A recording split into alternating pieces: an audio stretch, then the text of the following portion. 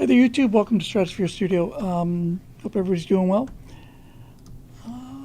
As usual, working to the last minute here, trying to get stuff assembled. And just another week of really going through the basics, doing a lot more writing, and just moving this project along as fast as I possibly can here. Hang on a second.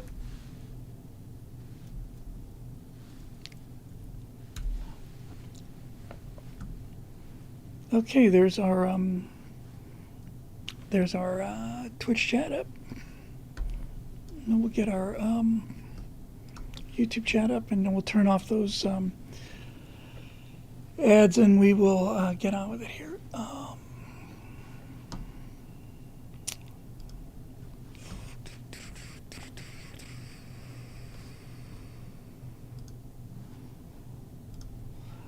Hope everybody had a great weekend, and it's good to be back. Come on. Almost there.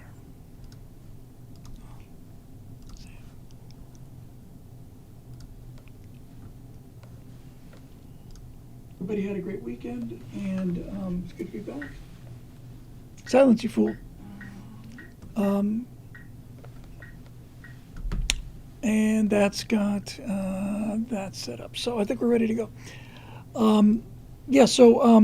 Basically, the hair is tamed today.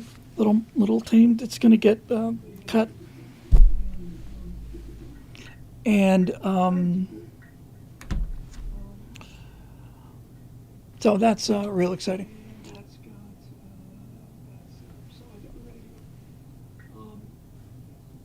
There we go. All right. Risha says apparently the House is moving forward with contempt for Clintons. Well, that'd be the last to join the country. Walt seems to be negotiating with Trump, and the new Darth Maul movie is coming out, so good news all around. Well, don't know if anybody's really going to care too much about the Darth Maul movie at this point, but we will see. I hope that woman goes to jail. I hope somebody goes to jail. Oh, he's animated? Okay. No, the trailer looks great. Okay, well, we'll see.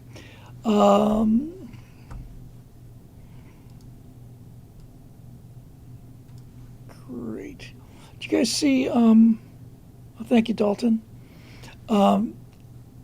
for comments, nice comments about the What We Saw series.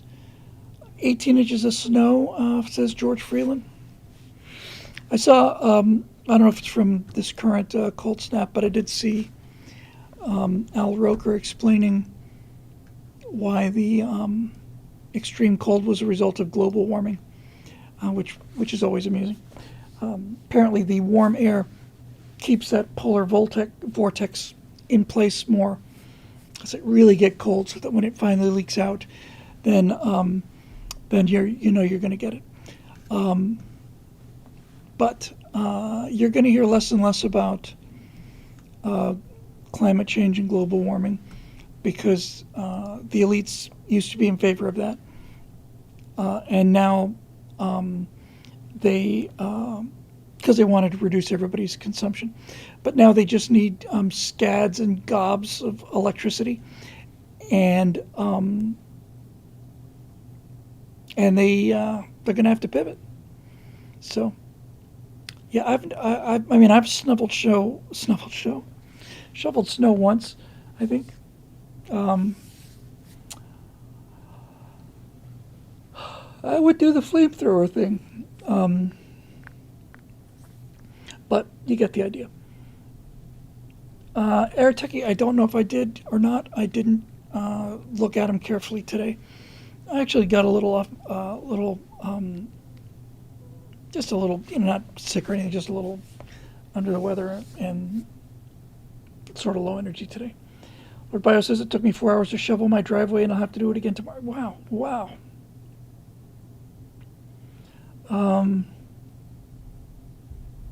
All of these snow shovelers, that's amazing.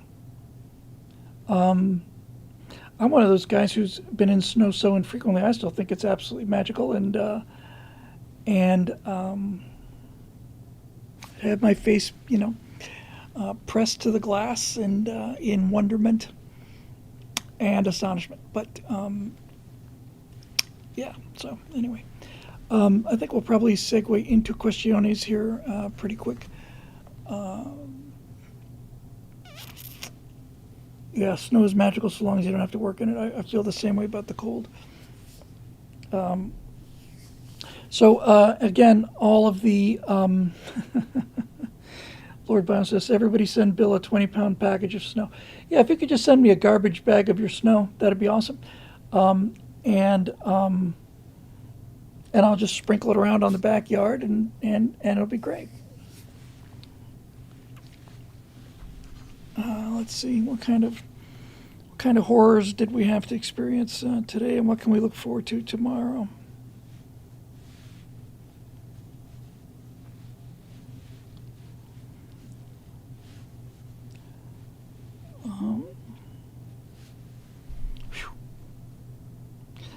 Right now it's a chilly 61 degrees here in lovely Southern California. It's going to be 71 tomorrow. 73 tomorrow with clear skies as usual. Another perfect day in paradise. It's going to get up to 80 on Friday. And tonight it'll get down to 47. So there you go. Yeah.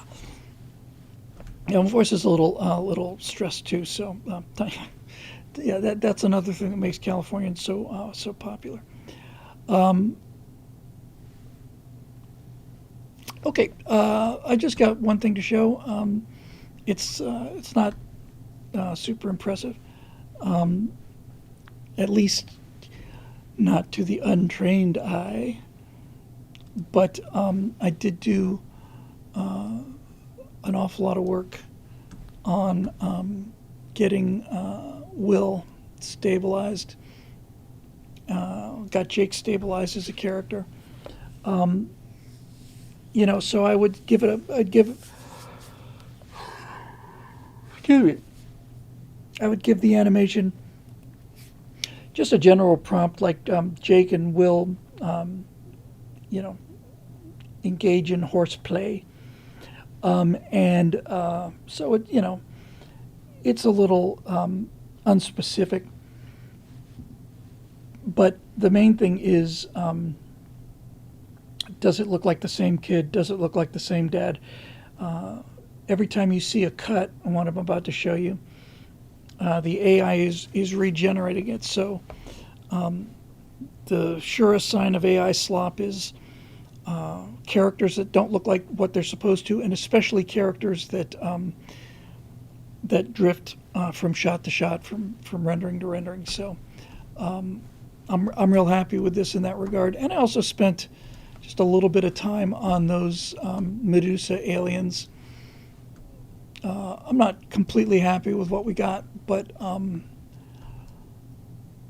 at least I got away from the space jellyfish. So, we'll see. So nothing particularly smashing today, but I do have some stuff to show you, so I'll just show you real quick here.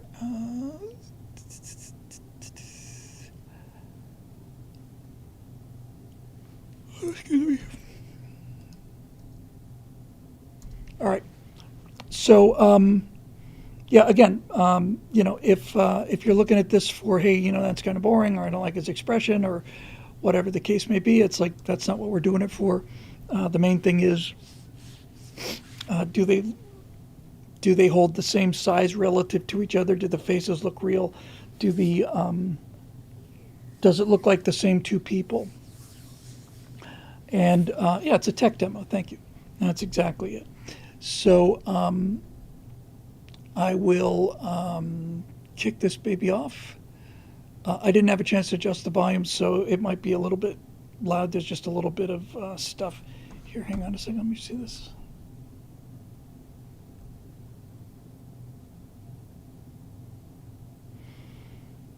Fame Name tells me the ability to recreate you and your interaction with chat has been around for a while, meaning with any type of live stream, it could be fake.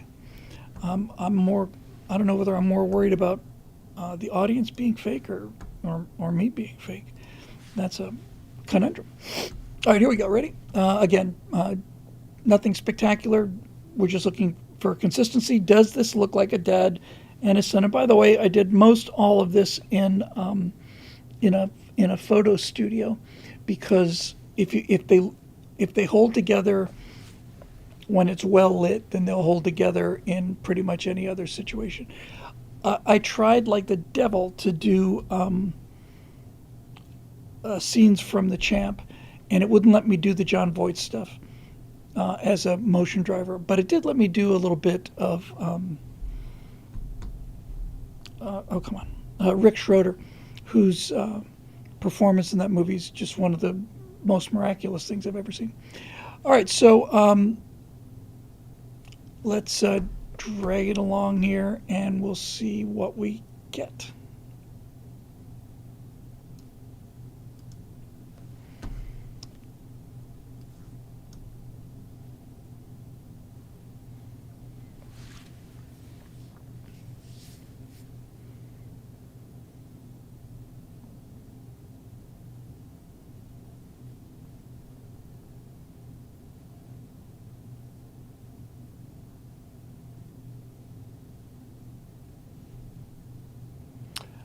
So everything looks good, man. They look consistent. The clothes are behaving themselves. This is the one I like the best, where he's mussing his hair. Looks like a real kid.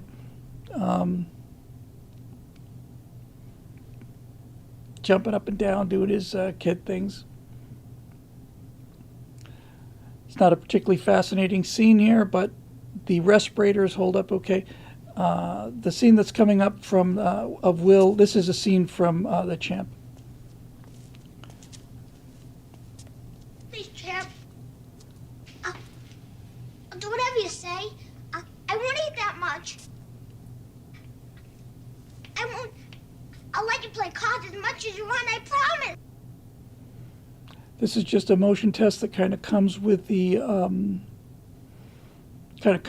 motion tracker. It's just real clean. And here's a take on the new look of the aliens. The legs are too thick, so I skinnied them down. Now they look a little bit too skinny, but at least they don't look like the space amoebas anymore. So yeah, the chicken legs are a little bit much. I wanted to suggest something a little bit more delicate, but they're at least different. They're you know.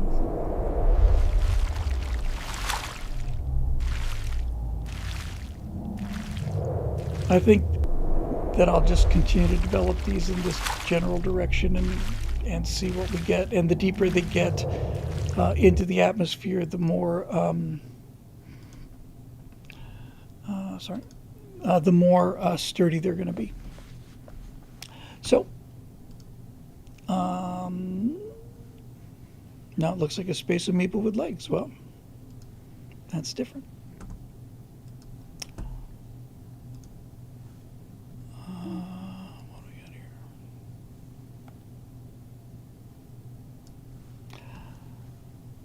Okay, so that's that. All right, let's go to the questions.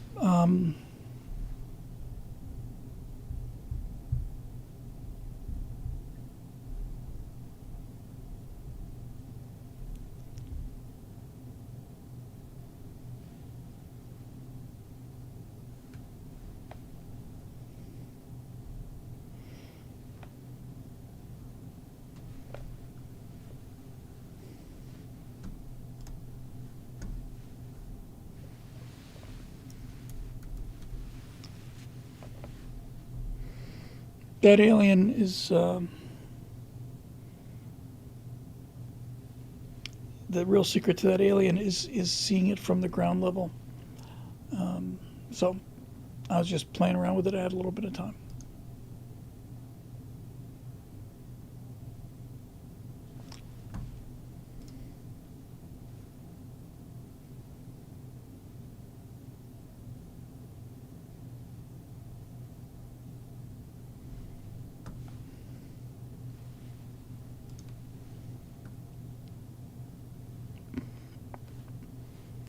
Okay, here we go. Questions for today, curated by Roadrunner. Thank you, Roadrunner. Appreciate it.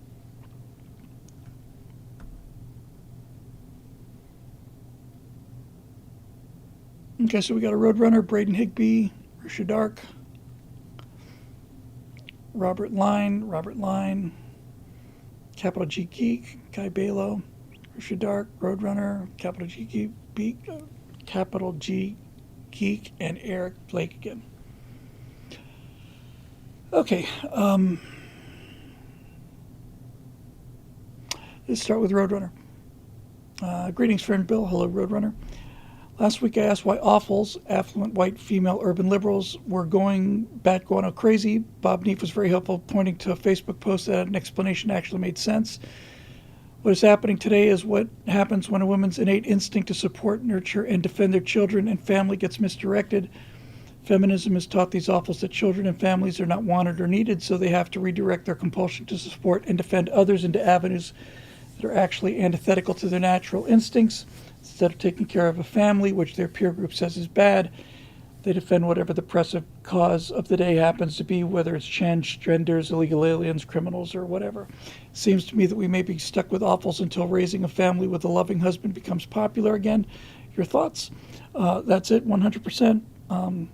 Sympathy, and that combined with the heat map of how liberals put their emotional investment much further away from the center than conservatives do.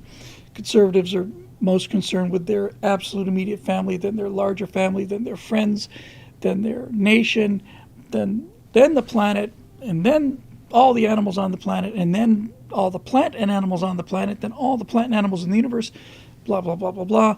Liberals tend to be more concerned about stopping, the destruction of fungus on Mars than they are about,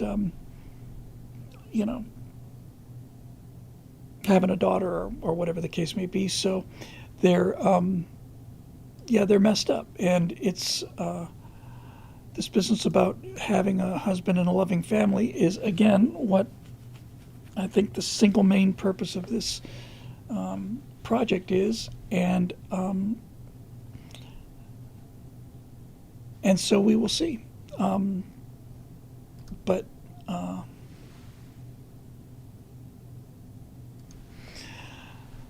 we will see. Braden Higby, howdy from Idaho. Question on space combat in the colonies. I don't know if you've quite gotten here yet, so no worries if the answer is I don't know yet. Given it some basic thought, let's see what they say. If all upheaval has to occur through your gates, how do you actually mount an attack on a system? I assume that your gates will operate on a fixed or at least a shared schedule, since you can't use radio to spontaneously operate a gate some fraction of a light year away, so the defender will at least know when the attacker may arrive.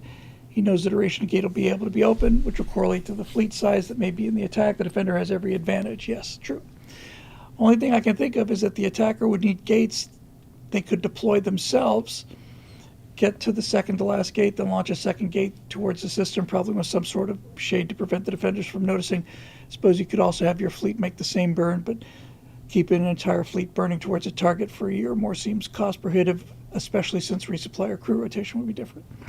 Yeah, those are both great points and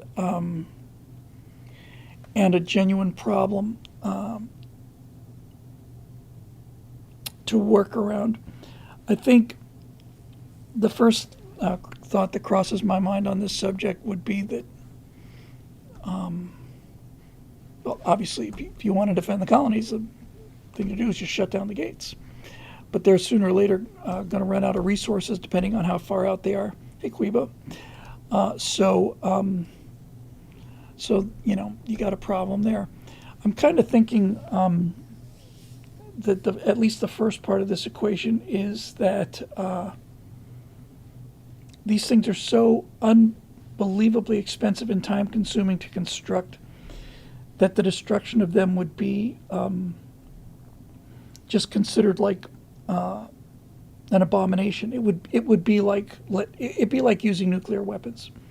Once you do that,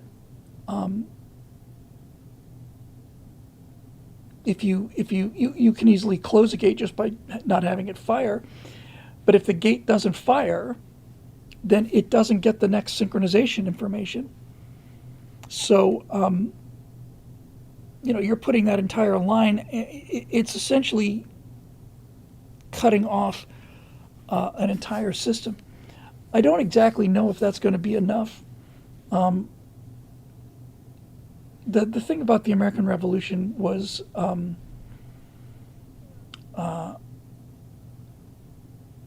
it certainly wasn't total war the way that we understand it. Thank you, Grelber. Says you could sell lessons in using AI to make vids. I might not only do that, I might actually put a post up for AI jobs like the one I had on the documentary. But right now, I'm working on getting this thing as far along as I can. And Airtechie says you don't need to destroy them just to fortify it.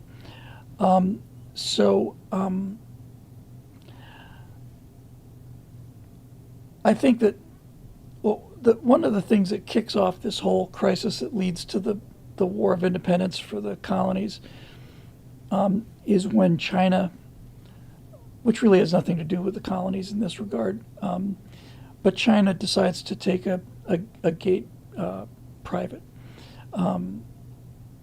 The Traveler 2300 had a really well thought out system about this, where there was, when they first got to Alpha Centauri, they had ship mounted drives called stutter warps, which are really cool.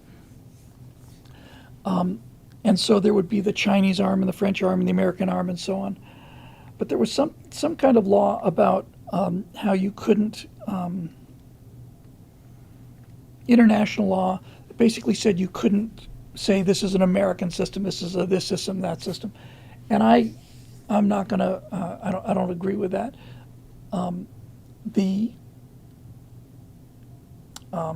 But when the Chinese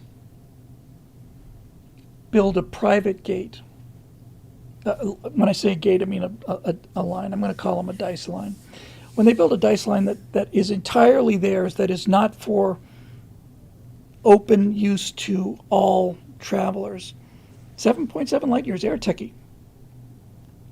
Well done. 7.7 light years was the max range of a stutter warp. The arms grew out of that. That's exactly right.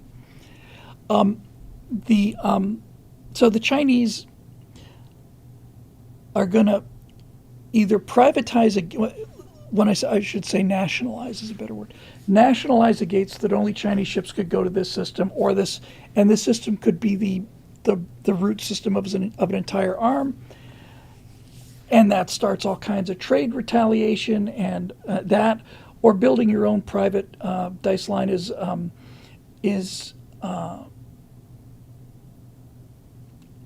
changing the status quo. I think probably what I'll do is have China shut down one of theirs, and I think maybe the colonists may actually build a private dice line out to this. I looked at the systems. I spent a lot of time on this. Looked at the star systems around the Earth, around Sun, and there are several choke points. And if you can get to this point, then you got access to 4 or 5 star systems that are only 2-3 light years away. And some of them you have to travel some other 8 light years to get to. So this is something that I'd like to be working on with the collective hive mind about, just this. I don't know if I mentioned this. I want to build, a big one. I want to build at least a 6 foot by 6 foot. It's not hard to build. A 6 foot by 6 foot floor standing piece of, could be plywood, but just say for the sake of the argument, something a little nicer than that. 6 foot by 6 foot. And I'm going to go down and put light year scale on the bottom. And then I know the XYZ coordinates of all the stars. And I'm going to put like a dowel. And so in the center of this open space here, I'll have a 3-dimensional model of the local star cluster, and out to about 30 light years. And no matter how many times you rotate around it and see it in 3D on a computer, that's not the same as having something there. And then once I get that built, then I can just tie yarn from one place to another, and those would be the dice lines, and once I've got that, then all the strategies I think should be much clearer. But during the Civil War, the destruction of railways was a big deal, especially when the South was retreating and they were just tearing up rail lines, and Sherman's men were building them faster than the Confederates could tear them up. But that's a real concern, and trying to figure out how to handle that is is a big issue. The idea of a sneak attack, like if you went, let's say you had 4 or 5 probability stations between, say you had 5 between 2 points, and you get off on the 4th when you go the rest of the way sublight. There's no way you're not going to see that coming. When these ships turn to decelerate, they're just going to be flaming torches in the sky, and so I don't know if that's really going to help. The idea of having a defensive fleet, waiting for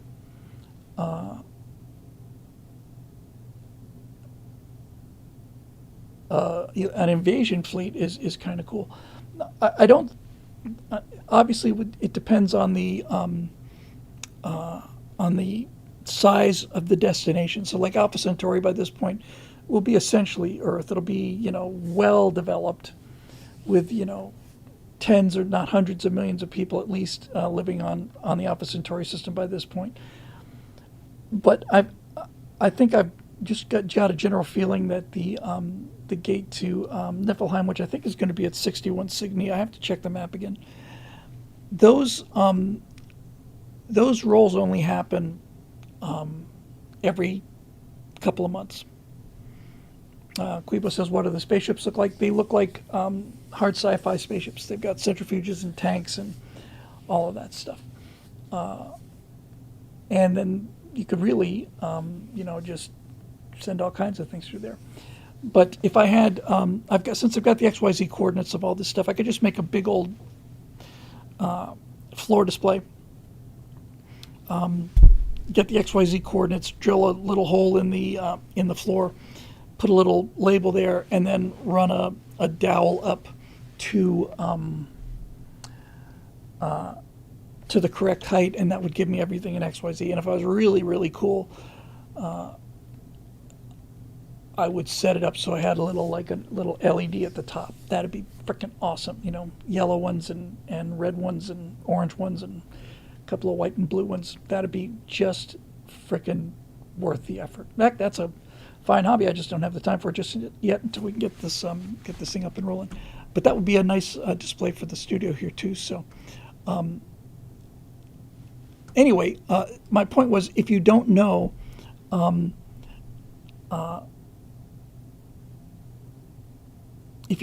if every time you do a roll on the dice line, you have a 2 or 3 month break, that supplies are coming through. You don't know what's coming on the other side. It could be an invasion force, so you'd have to be ready pretty much every time.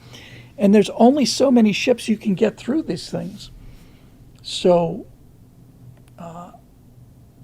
it gets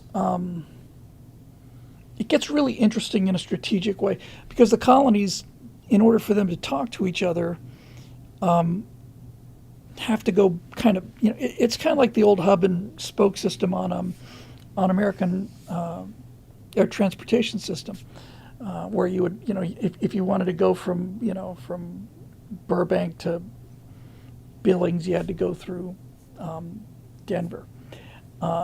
And so there's a lot of that. So all of this would be great. And when we get this map laid out, we can definitely do that. If you want to see what the contenders are, however, I've said this many times before. Let me see if I can find a link to it.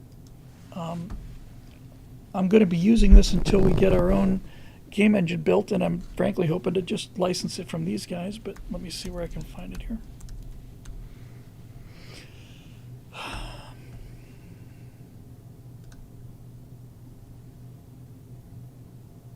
Oh, I didn't know that they had a non-Steam version. Well, sign me the hell up for that.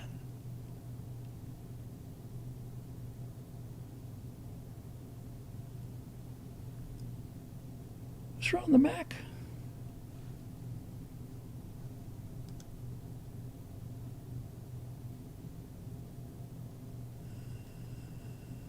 I don't think so, no. Okay. Here's the link. This is an amazing piece of work. Yes, we will have all kinds of subcommittees. We're going to have tech committees. We're going to have lore committees. We're going to have all kinds of cool stuff. I cannot, if you're on a PC, I cannot recommend this software highly enough. It's called Space Engine. I don't know what it costs, but it's not expensive. I'm quite sure. Let's find out what it costs. Just out of curiosity, it might be free for all I know. And they have all these. It's $30. Oh, and apparently you have to buy it on Steam.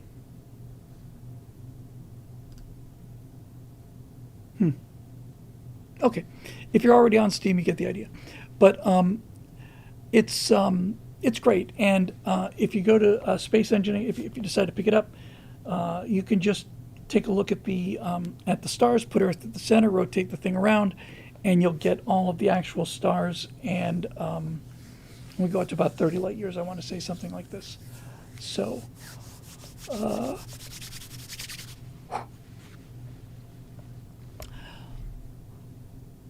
Okay, so that's a great question. Looking forward very much. I don't have a special map yet. Use the default. However, AirTechie, I did as a test back when I had a lot more time, populate a system. It's a little tedious, but using Space Engine, and until or unless we license it or whatever, it is possible to have there is a single. All of the Space Engine stuff is generated procedurally, and it all works off of the same seeds. So that one of the things that at the Space Engine community, there's a subreddit about Space Engine, and since everything is generated procedurally, but it's all procedurally, every user gets the same seed for the procedural generation. So there's guys out there that are just exploring, the universe, looking for Earth-like planets. They go out hundreds of thousands of light years in some cases. But what you are able to do is you're able to custom write a file that overwrites the procedural stuff. And I did one for a system. Yes, the results are consistent. All the planetary information is consistent. It uses pre-generated skins for the planet, but we could also supply those skins. But at the very least, the planet names, the names of the moons, the orbits, the periods, all of that stuff is consistent and available to everybody. So if when we get this thing rolling, people will be able to get Space Engine, or I think it'd probably be foolish not to license it and sell it. And so what you would get is some kind of an installer. It shouldn't be too tough to write, and the installer would update the universe as we sketch in more and more universe, not just in terms of the show, but what other fans have sketched in, and it passes the canon committee, and somebody, let's just say, breaks down like the fourth moon of the fifth planet of this system and names all the features and does all that stuff, and then that would go into those details would be written into a file, and then users would be able to come back to the colony's website and constantly download the latest version of the universe, and at least version 0 will be the ability to explore the colonies. and that will get more and more sophisticated as time goes on, because even procedurally, some of these gas giants will generate 13, 14 moons, and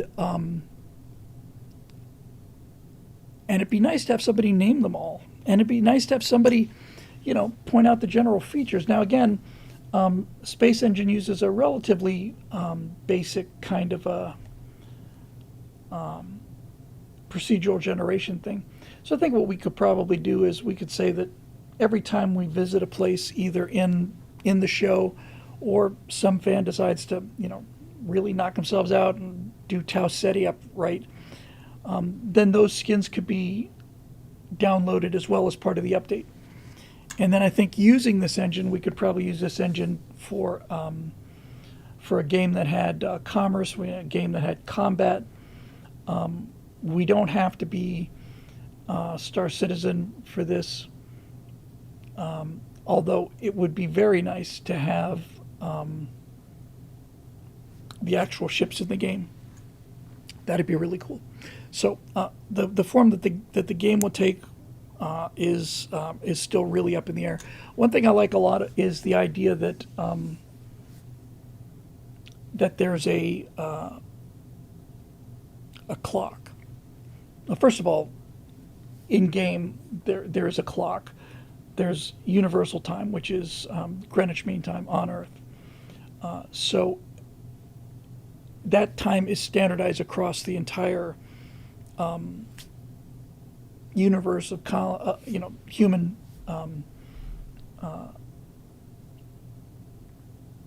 expansion to all of these different systems. Everything's running on Earth time. So if you have a planet that has a 3-year orbit or a 248-day orbit, you can call it whatever month you want to, or whatever time of day you want to, but the entire universe works on Universal Coordinated Standard Time, which is Greenwich Mean Time, the Zulu time. Game of space tourism would be cool. The thing I'd really like, yes, I know it's Universal Coordinated Time. I just like GMT because it's just what I grew up with, I guess.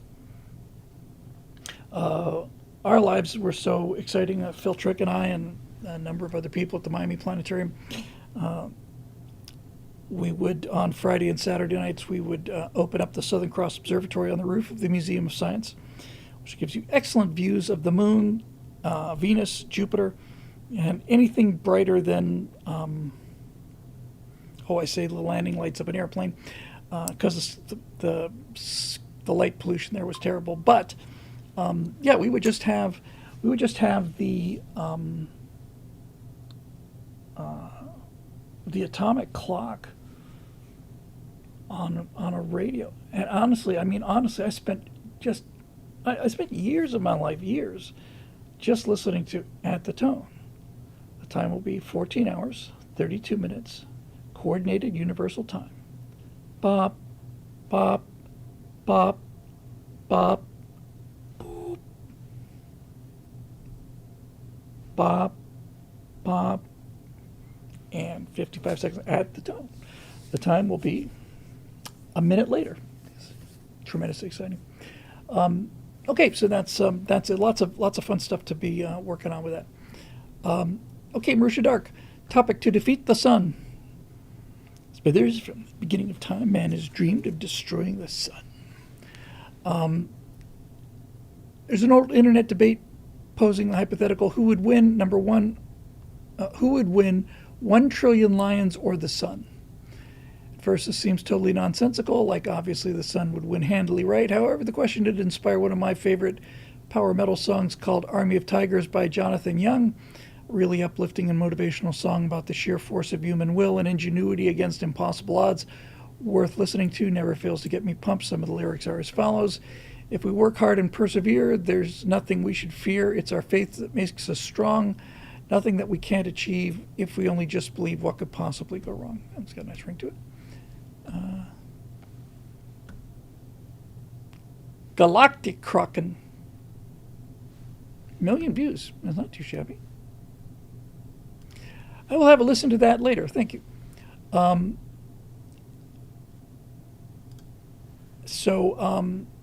Yeah.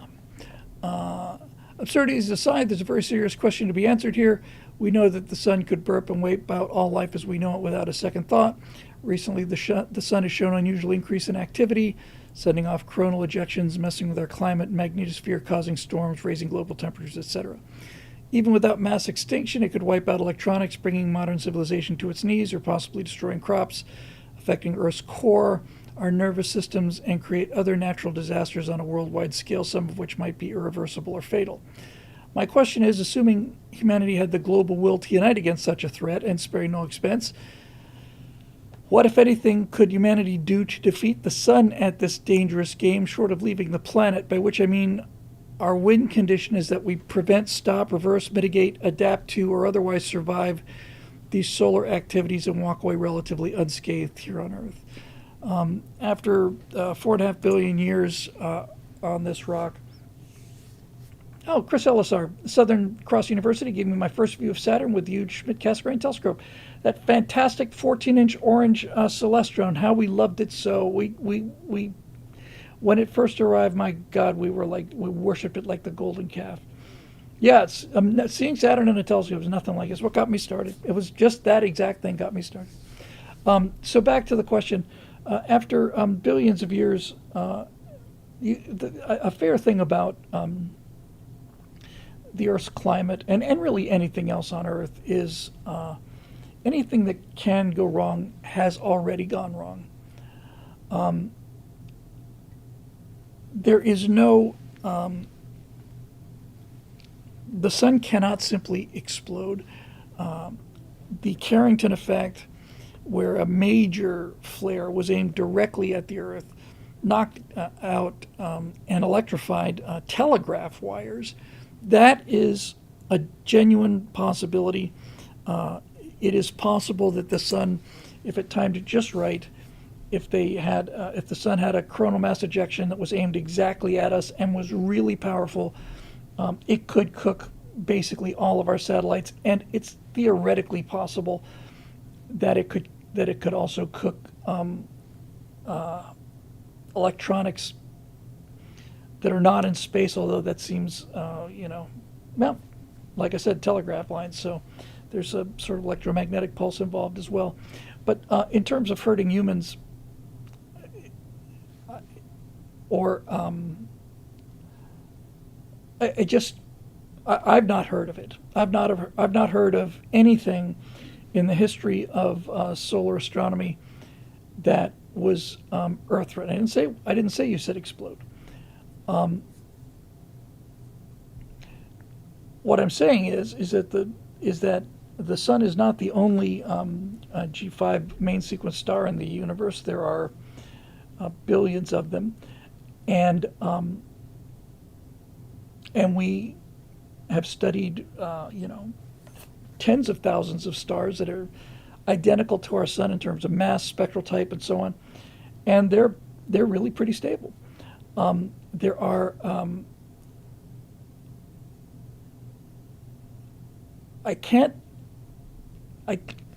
electronics.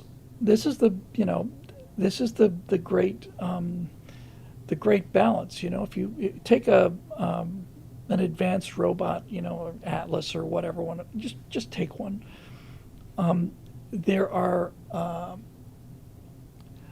are many things that humans can withstand that it can't withstand, and many things that it can't withstand that humans can. And we are not susceptible to EMP. The Earth's atmosphere does a super job of protecting us from solar wind and cosmic background radiation. Dave Big Booty says a gamma ray burst from a nearby supernova could cook us, which is true. But if I remember my astronomy correctly, there are no stars that could go supernova that are in range. I used to know the range to Betelgeuse by heart. I want to say it's about 1,000 light years, 1,200, something like that. When I say Betelgeuse, I mean Betelgeuse. So Betelgeuse is the correct pronunciation of that star. It's not a question of unlikely, Marisha. I'm saying it has never happened, and if it hasn't happened in the 2.5 billion years that life has been here, then it's not going to happen. The asteroid problem, that's a real issue. Good news and bad news. The good news is, the bad news is there's still a large number, millions of these space rocks that have not been detected yet. But the good news is that we've found the bigger ones. So we continue to search. I'm really, really proud that we've done this asteroid search. We only started it in the 90s, I want to say. And so we clearly are working our way down. Now, obviously, you'll hear stories that a rock passed by and we didn't know it until it was already past us or something, and that's true. But those aren't planet killers, and they're not even really, if one exploded right over a city or something, you'd have some problems. But I'm not terribly worried about the asteroid threat right now, especially after DART. Yes, that asteroid in the Earth's gravity since the 1960s that we only found last year. And the question isn't that have we found everything? The question is, how big were the ones that we're just finding now? And it's, what is it? Is it 100 yards across? Is it even that big? I thought it was like 60 yards across or something. It's cool. I think we should go visit it, frankly. I think it's really cool. But it's not Armageddon kind of thing. Comets are a somewhat different problem because comets come from the far, far outer solar system. They come in on extremely elongated orbits. So, I suppose there's always that possibility. But I'm not worried about space catastrophes other than the ability to fry electronics. I am a little concerned about, much more concerned about potential cascade effects from these microsatellites. The risk of, what's it called?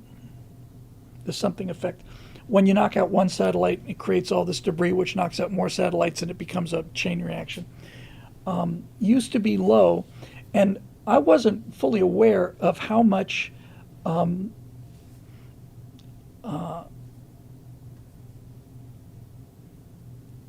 not Kessler. Thank you, the Kessler syndrome.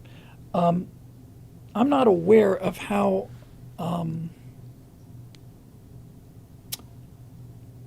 I wasn't aware of how much maneuvering that has to be done. That these satellites are constantly changing their orbits just by little bits, but to avoid. I should remember that was my bus driver's name, Mrs. Kessler. Obviously, if the Kessler syndrome happens, we're out of space for centuries. But the total number of satellites in orbit now, because of things like Starlink, are much, much, much higher. There are just, every Falcon flight launches, 20, 30 of these things? Now, these things are in low orbit, so they, as Infidel points out, if they strike each other, they deorbit fairly quickly. But the reaction time is now down to hours instead of days. We would formally be able to calculate out the orbits of these larger satellites and usually have something like a week or 10 days to realize, okay, we got a potential conflict coming up. I've heard that the reaction time now with all of these microsatellites, we're down to less than a day. So that's a problem. I think if the Kessler syndrome were to really happen, and we would have to get really serious about it, I think the answer would probably be a significant number of extremely powerful Earth-based lasers. You don't have to vaporize the whole thing, but if you keep hitting the same side of it, you'll eventually, slow it down enough to deorbit it. But I'll tell you, I don't think I've ever seen anything more spectacular than, visually spectacular than a large piece of space hardware re-entering the atmosphere, and those two back-to-back failures they had on the starships were just phenomenal, and it's something to think about, man. If you had to see that every night and every day, it'd be visible in daylight.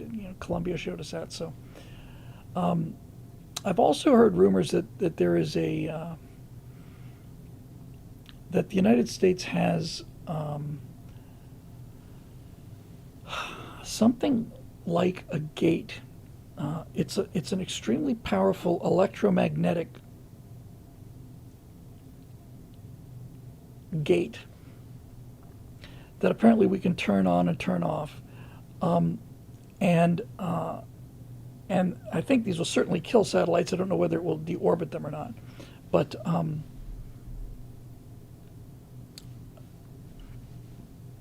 this has the feeling of one of those things like we knew it was going to happen, knew it was going to happen, knew it was going to happen. Then it happened, and then, no, we didn't do anything. Marusha says, Bill, do you think a Kessler incident could be a plausible form of killing Earth and the colonies that force people away because they just can't get to Earth so easily or leave it easily? Well, if you have a Kessler event, nobody gets off of Earth. And the one trope I am bound and determined, the single one I am most determined to destroy, because it is universal now, universal, is that we've launched this space mission with our brave band of heroes to get away from a dying Earth. There's actually a movie out that said that we would have to go and colonize Io, the most radioactive, volcanic, after Venus, probably the most deadly place in the solar system. And we had to take humanity to go to Io and colonize Io because we'd messed the Earth up so much. It just makes me laugh. It just makes me laugh out loud. I am so sick of it.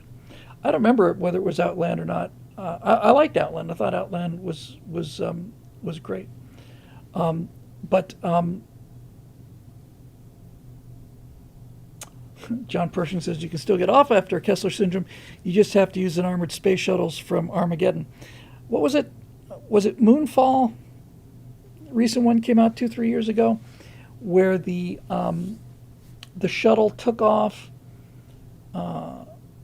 It wasn't ready to take off. They just kind of hot wired it, and it took off. Didn't it take off through a wave, like a giant tidal wave hit, and the space shuttle kind of punched through the wave and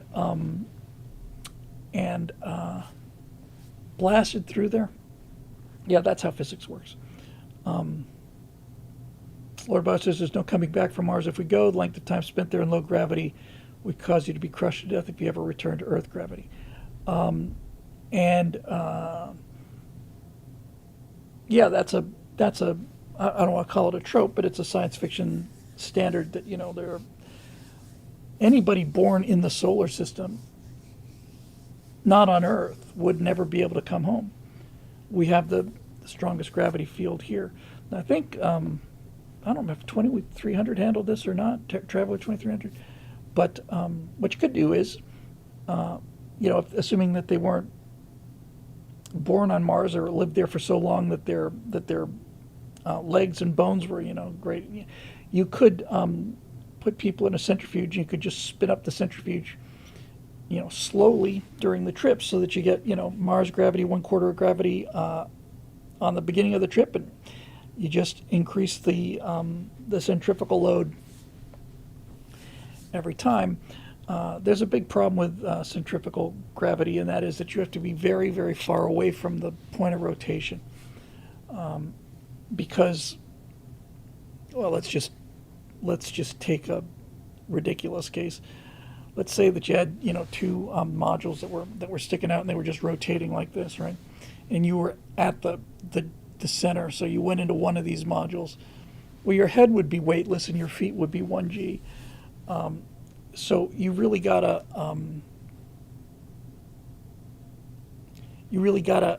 get far enough away from the center of rotation so that the gradient of your own height is not really noticeable. It would still be there, but you know, I guess you'd get used to it. Hey, Dave McBoutte says, has anyone ever ridden on the Gravitron at our state county fair? I have not only ridden on the Gravitron, I've walked on it.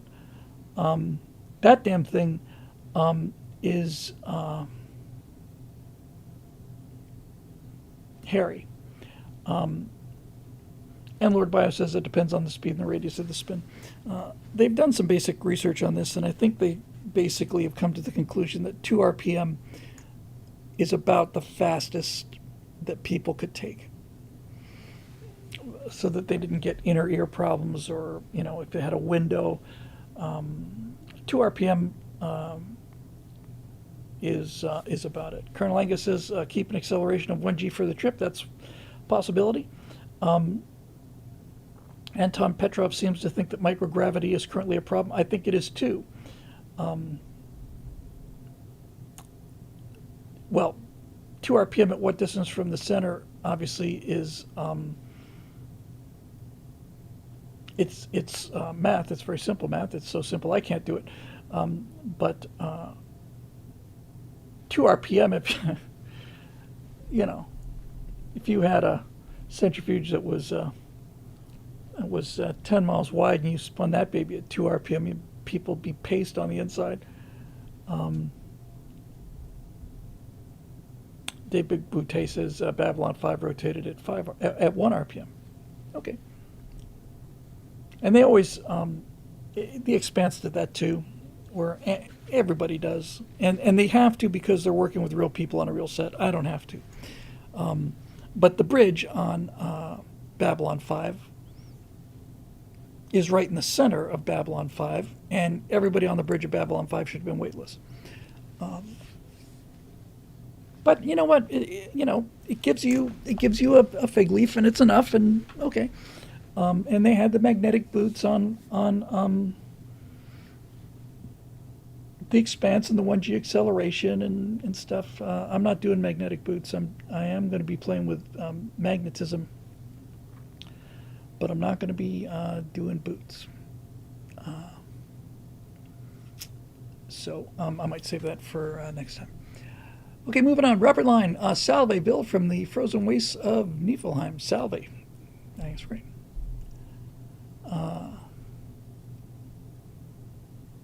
Star Trek had artificial gravity, and Marisha said, should Star Trek have been weightless, they didn't even spin. No, Star Trek had artificial gravity, and they had artificial inertial dampers, because when you hit light speed, you turn into a red paste that's just a couple of atoms thin on the back wall of the bridge there. So it was always funny when they get knocked out of their chairs, Works. I mean, you can't really kind of need it, but the accelerations that kind of a buffeting give you compared to the accelerations of a spaceship that's maneuvering at warp factor 8. Yeah, space magic, exactly. And space magic it works. Even the little Jupiter 2 had space magic artificial gravity. I still am impressed. Somebody asked about the Jupiter 2 house at the beginning of the YouTube stream. I still think I would just love to have the Jupiter 2. I just think it was just the coolest that compound curve of the thing, and the tripod landing legs and the thing going around on the bottom. It was just cool, and you could it could survive tinfoil meteorites. That opening episode where they took a bunch of aluminum foil and scrunched them. I don't like space magic in my sci-fi. Also, Bill, I love Star Trek space magic. I didn't say I don't like space magic. I just said I want to do one that doesn't have space magic because it's much harder. And I need to start playing around with zero-G motion. That'll be cool too. Can anything compare with people falling towards all cardinal points of the compass when the Enterprise got turbulent? Yeah, you know how that happens. They everybody's sitting in their chairs, and and then the assistant director goes, "Okay, everybody left," and they all go left, right, and they all go right, and then somebody has to go further to the right. They go left, and the guy's already going to the right, so he has to turn around. Next thing you know, people are out of sync, and you get the idea. Works though. Works. James Baranowski, excuse me, says, I kind of hate space magic. It's delusional. We're going to see if we can do it without it. And I thought I was only going to have to cheat once, and that was with the Stargates. But the more I learn about this quantum information, this quantum substrata to space-time, the better I feel. Yeah, in the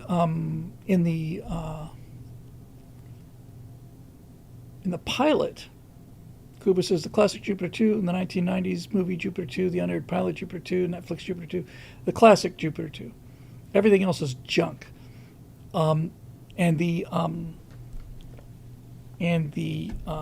Jupiter 2 in the 1990 movies was just looked like a kind of a piece of poop to me. It had no shape. It was just, and they had the audacity to launch it in the saucer.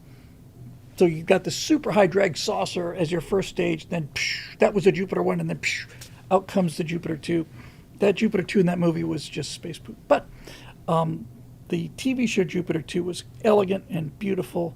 One guy did an analysis of it. A lot of people have done an analysis of it. And there's no way that everything that fit in the Jupiter 2 could have fit in the Jupiter 2. Especially the chariot, and then you got the landing pod. Just nothing like enough room in there, but I didn't care. I even liked the living areas. I thought that was cool. Everybody had a circle, and you had your own little sliding door, I just thought it was great. If I had just a ton of money, I swear I would build one. I mean, if I had like Elon Musk money, I would just build one and I'd just live in it. And my wife could come and visit. So anyway, the Jupiter 2 is awesome. Anyway, back to the question. Robert Line, Salve Bill from the Frozen Wastes of Niflheim. Here's a question regarding the colonies. Will there be accents and dialects in the colonies? Yes. That is a whole nother kettle of fish that I have just bounced off of without a great deal of thought. Will you be able to tell where a character comes from by listening to how they speak? Will the administrative class from Earth have its own accent? Air Techie. Yes, that's a great question, Air Techie. And yes, you need accents. And yes, you need something like the linguists. Obviously, somebody built the Klingon language. I think Klingon is like the third or fourth most studied language in the world now, or something like that. And so, I would really like to get a real linguist working on the accents, English accents that don't really exist. That would be really fun. Hard to imagine an English accent that doesn't exist. Everything kind of comes off as a mix between Scottish and Scandinavian or something. But yes, an accent. You got to be a little careful with the language.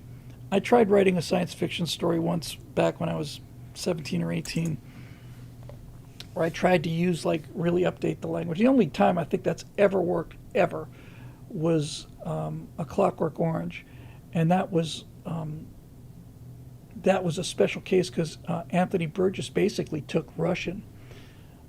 He took the Russian language, he took a lot of words out of Russian and turned them into British slang because in A Clockwork Orange, NASDAQ, the British people were getting subjected to so much Soviet propaganda that these terms became common among the rebellious youth. I remember a couple of them. Horror show was like the absolute best of the best. If you were one of Alex and his droogies, you would say something was horror show, which is from the Russian horosho, which means good. And then there was Gulliver for your head, which I think was Golova, something along those lines.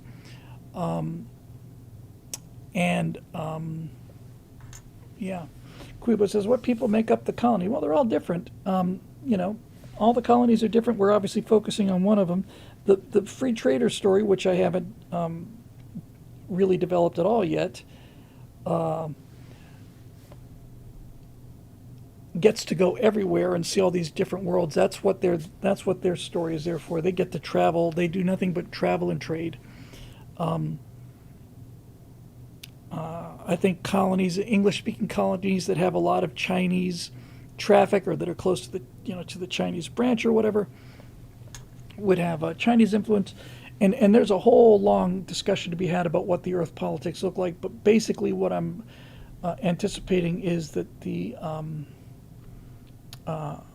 Earth politics has essentially consolidated into 4 or 5 superblocks. No, Sniffelheim is not the first colony to be developed. It's one of the newest ones. There have been colonies out there that are 150 years old, 150, 200 years old almost. Sniffelheim is probably about 70 or 80 years old. Niflheim. Come on, what was I going to say?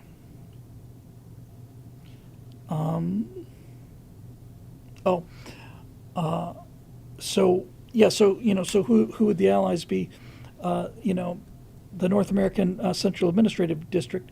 Yes, that's the first colony I'll develop because that's the first colony I'm going to put that's the world that our pioneers are going to, and they are specifically taking a place off the beaten path. Come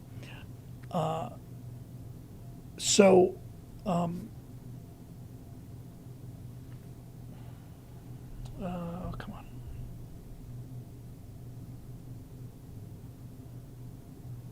Oh, come on, what was it? Accents and languages. Oh, the Earth politics. So one of the things I've had, I get many people, mostly Natasha, so you should get ChatGPT to write this for you or write that for you, and ChatGPT is extremely useful, but I can tell AI writing from a mile away. I can tell AI music from a mile away. But this I actually want written by AI.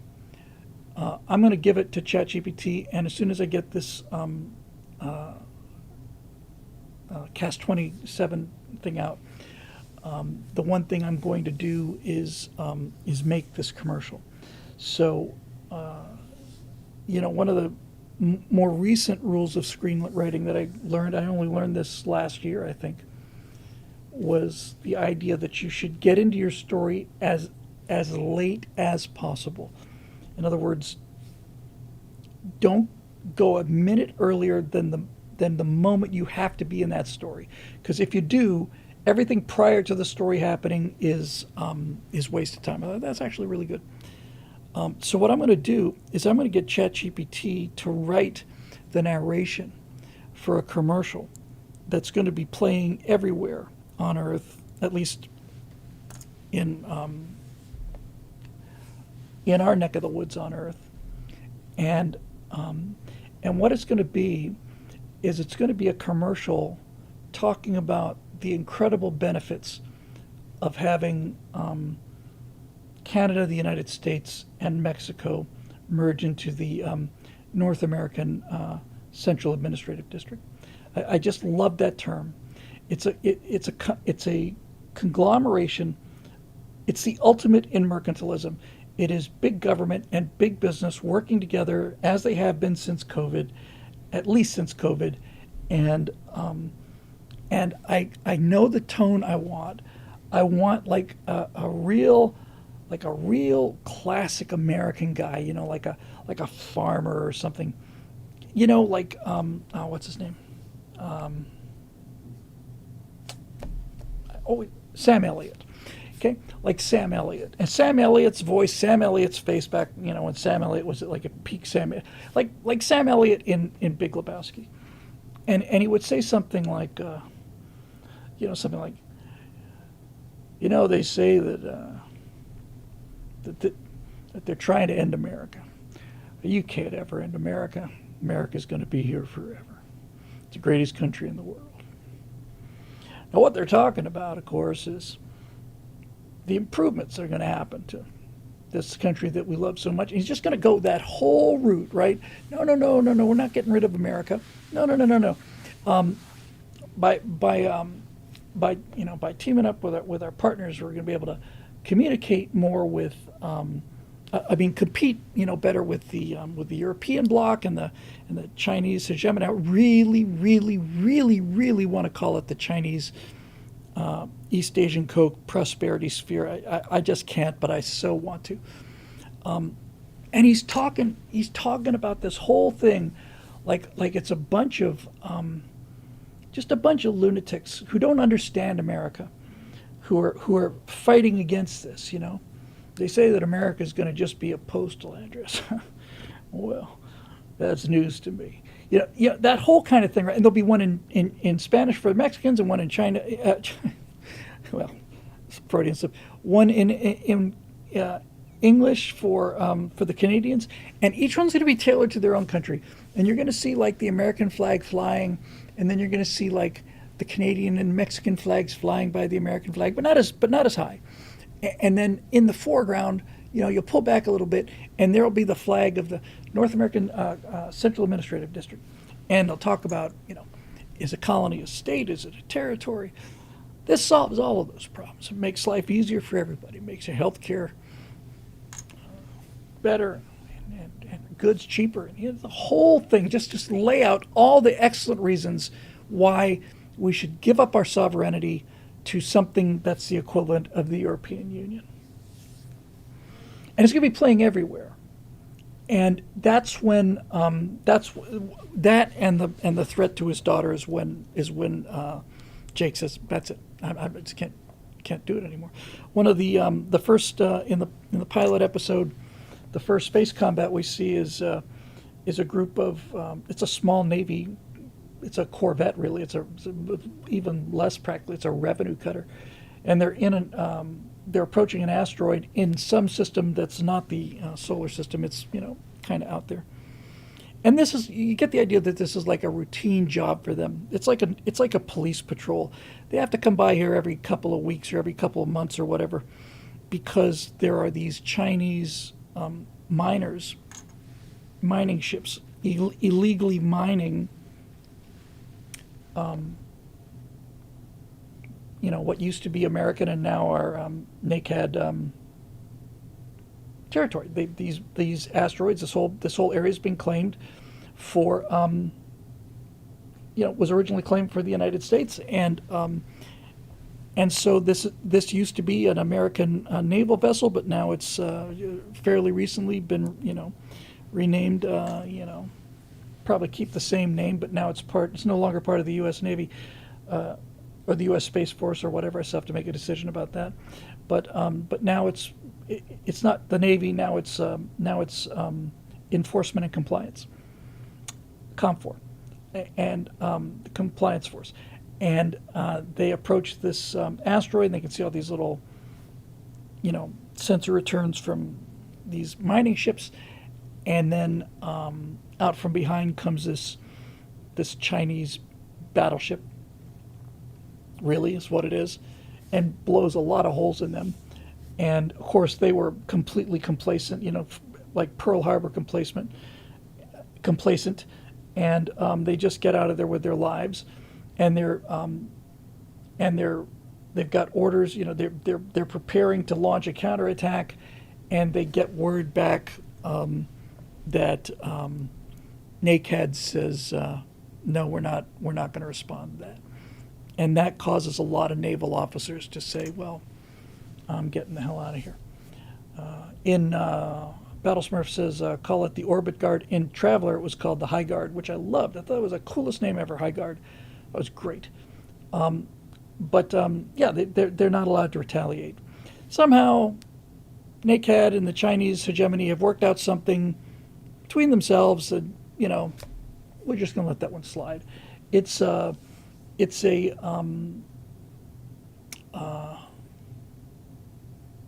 essentially a declaration of war, and yeah, so that's I just couldn't I couldn't bring myself to do what I really should have done. I mean, really should have done. I just chickened out, but I figured it was I could justify it. And that is, I couldn't bring myself to fire on United States ships, But that's what it would really be. Of course, the colonists, the entire argument that the colonists had was that during Revolution was that the king and crown was not the same king and crown that they had been loyal subjects of. That King George had basically lost his mind, and the way they were treating the colonies, and no taxation without representation, and all the rest of it. So it's kind of analogous to the fact that the government isn't what they thought it was. But Comp 4, compliance.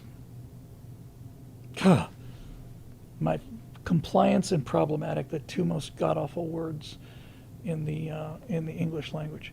But I'd love to have accents, and I'd love to have dialogues. I just don't want them to all sound like they're from Jamaica, like they did in The Expanse,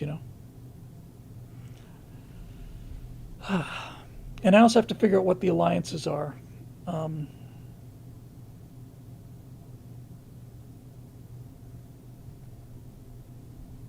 I suppose we could be alliance. I mean, if you break it down, it's North America.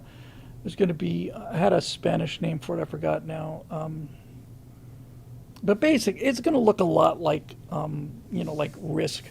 I mean, you're going to have, North American bloc. South America will finally get their act together to some degree, and China will sit in the middle of Asia. Russia will still be a power. The Europeans will be a power.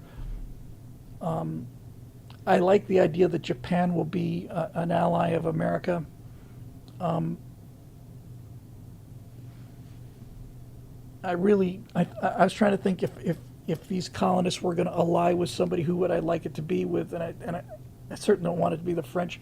I think the Japanese would be really cool. That'd be really, really, really cool.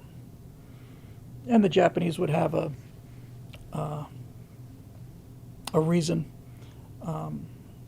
And when I say Japan, I mean Japan and Korea. I'm thinking they would be a kind of a sub-power. UK would, I think UK is heading right towards the caliphate. And if I really want to stick the knife in, then what I could do is I could have England join. England's in real trouble. I mean, I could just do the European caliphate. Battle Smurf says, what about all of Africa? Well,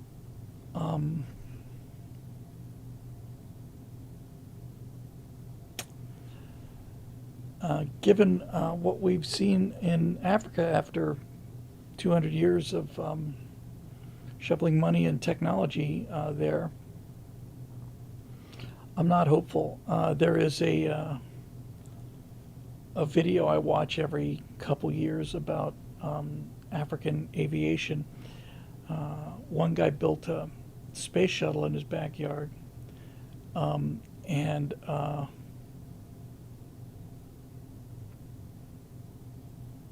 he's trying to get funding for it. And it looks about like what you'd imagine. I'll tell you, man, there's in that collection of African aviation projects, and they're all the same. Local man, without any resources, using just his genius and heart and effort, has made a flying machine, and and it's the same story every time. None of them fly. But it's like, conditions today were not, unfortunately, conducive to the flight. But this is the one thing that really, really, really, really, really got me. This guy had taken like I don't know if it was let's just say for the sake of the argument, it was a golf cart chassis. And he built a helicopter frame on it. And he had a tail rotor that spun. And he had a main rotor that spun. The main rotor had 4 blades, and the diameter of the main rotor was about a human arm span. Each blade was about as long as a human arm, and it spun like this on the top. So the thing drove down the street, right? And it's made of wood panels, just wood that's, just like that. Yeah, it's cargo cult aviation. And that's one thing. But the one thing that actually genuinely blew my mind was they'd painted red, black, and green stripes down this thing. And when they pulled the hatch closed, the stripes were offset and inverted, which means that they had put the hatch on upside down.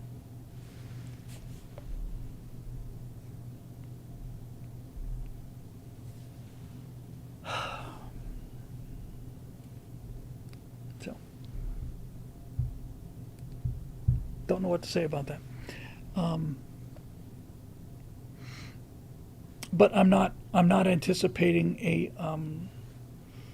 I'm not anticipating the kind of hopeful shift that apparently the world anticipated back in the post-war years when the UN was filled with the promise that it's going to solve, world poverty, world hunger, all of this stuff. I just think that experiment has yielded experimental data. I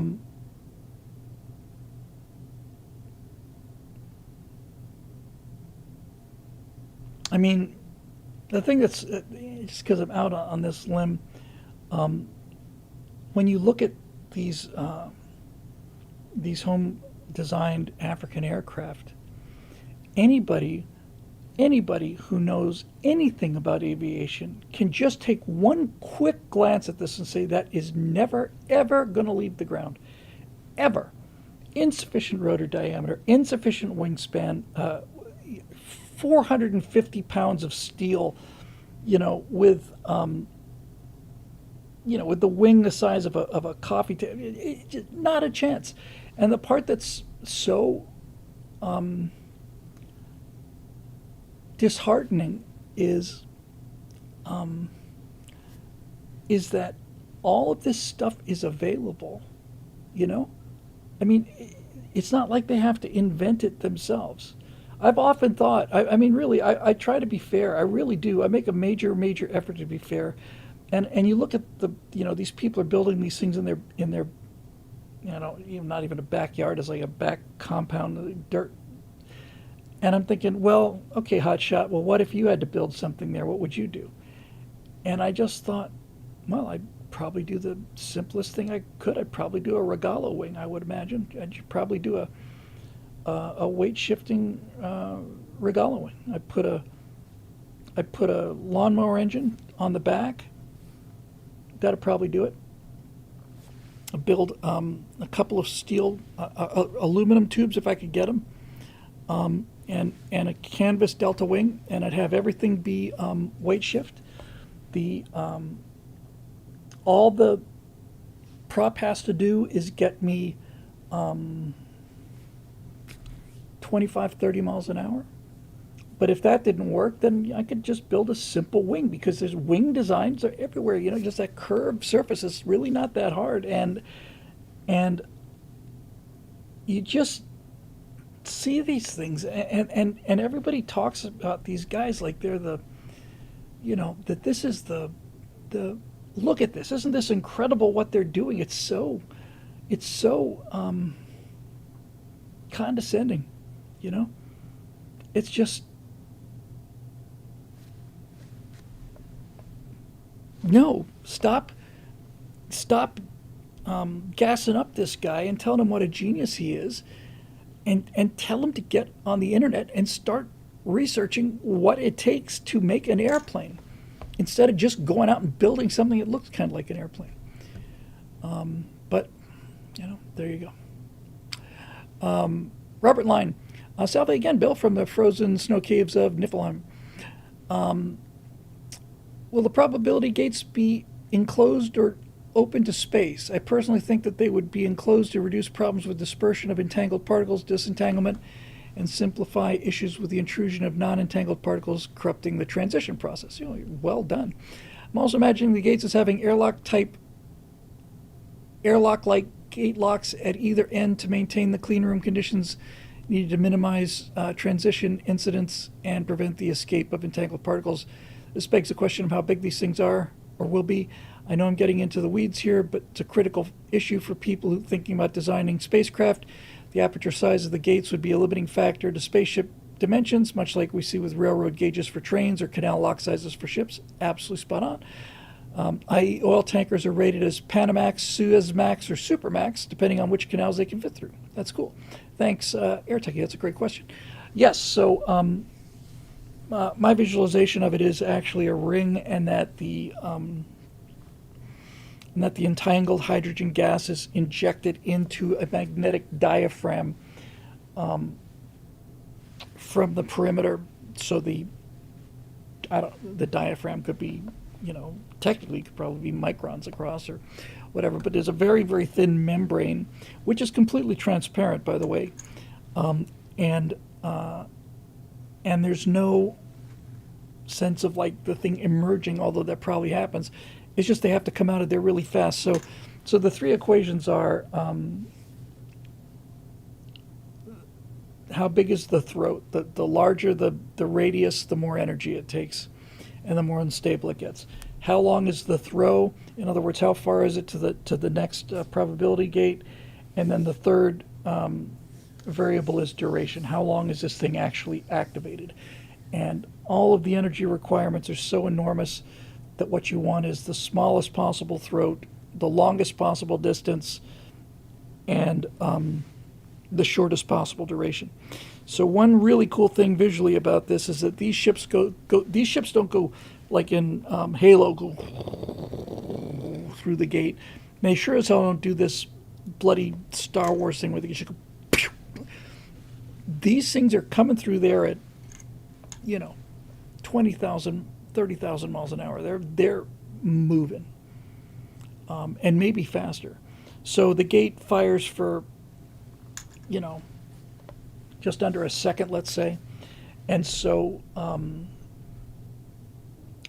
the question becomes, how fast do you have to move a 300-yard long spaceship to get it through that aperture in less than a second? And my friend Phil Trick actually put together a spreadsheet for me on that. And so the thing you do there is you got to try and get as many ships into that cluster as possible. And so you're not really paying for mass, because the gate doesn't care. They're charging you for volume. Ships are long. If they were wide, you could get one of them through, but the opening sequence for the traveler for the free trader thing is these guys merging in this funnel. It takes hours, probably days, merging these ships into the is an imaginary funnel, getting everybody on the same vector, and just packing them closer and closer and closer. And that's all under AI control. The gate's controlling that, and the timing has to be millisecond accurate. I mean, it's got to be perfect. Quibo says, should the gates be spheres instead of discs? I actually thought about that. But there's no way to penetrate a sphere that's... I thought about having like spherical projectors, but I think a ring is probably just as good. And that diaphragm is there. So about a dozen ships at the same time, that would be like the high end. You might only get 2 or 3 really big ships in there. But the little guys, like the free traders that were, they've got a tiny little ship. So they have to tuck in there, and it's hairy, man. You're watching this, and you got all these enormous ships, and you're getting closer and closer and closer. It's all being done by AI on the gate. Plus, you've got to hit, that everybody's moving at the same speed, but they got to be exactly where they have to be at the right time. And this is not beyond computing power. Probably could do that today. All the centrifuges have to be stopped because a spinning centrifuge is a gyroscope, and the gate controllers are just constantly moving these things in. And you could tuck one of these orbit to ground landers in between the spokes of a centrifuge, and it's just cool. It's just really cool. Boom, boom, boom, boom. They go through 5, 6 of these things, and then they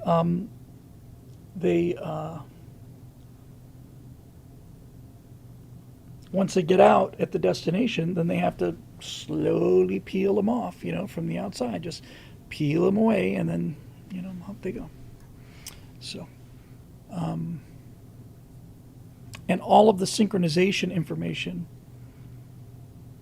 When is the next dice line firing? I mean, what millisecond is it?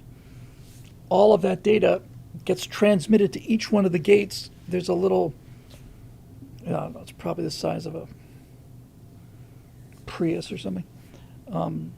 It's just a little, if you were a Traveler fan, it was a, what do they call those things?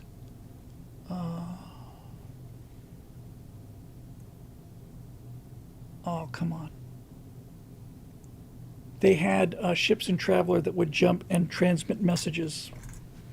I want to say they're X ships or something like that. So this thing is just a little, very high capacity data transmitter. X-Boats. Thank you, Sage Grouch. And as this thing goes through each gate, it transmits the latest information, takes the latest information in, and that's how messages travel too. All of the home movies and all of the best wishes and all the mail, all the electronic mail, it all goes through these little X-Boat unmanned drone things, these little pigs that go through the gates. So, and then when they get on the other side, then they can they have to be able to retract their radiators.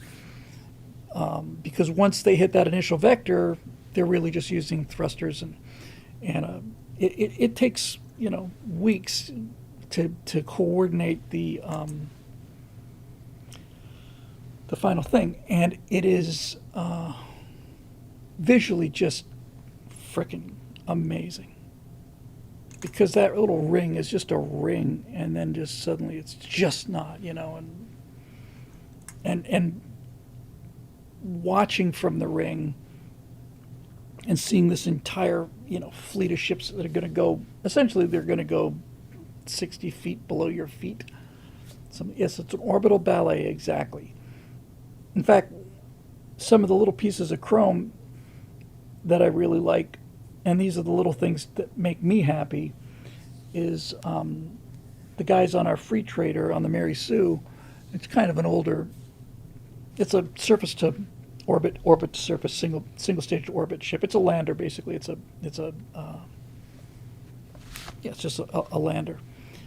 And so they're starting to get they're in the formation, and then there's a handoff to gate control while they're still a light second away, which is a pretty good distance. And they the station, once it's got remote control of this ship, the Mary Sue, fires all of the thrusters, right? All of the thrusters, and then the guy at station control comes back and says words to the effect of, your number 6 thruster is right on the edge, guys. I mean, it's within tolerance for this role, but you really need to get that looked at, because they've got to know how responsive each individual ship is to its thruster controls. They've got to have that data. So they're just checking it. It's like, yeah, we're working on that. We in fact, that's why we're heading to this place. We're going there. We're getting the number 6 thruster fixed and all that other stuff, and you get that. So there you go. Eric says, have you thought about different gates being of different sizes, like interstates versus toll roads versus basic highways? Bigger the gate route, the more expensive. Certainly the main, you've got main arteries that branch off, and every branch gets thinner, which means that the gates can be smaller. One good piece of news is once you've got a gate established, it's expensive to enlarge it, but it doesn't take 20 years. You just ship the materials through, and you just build a bigger one. But yes, so the route between Sol and Alpha Centauri could be, that thing could be firing off could be firing off a couple times a day.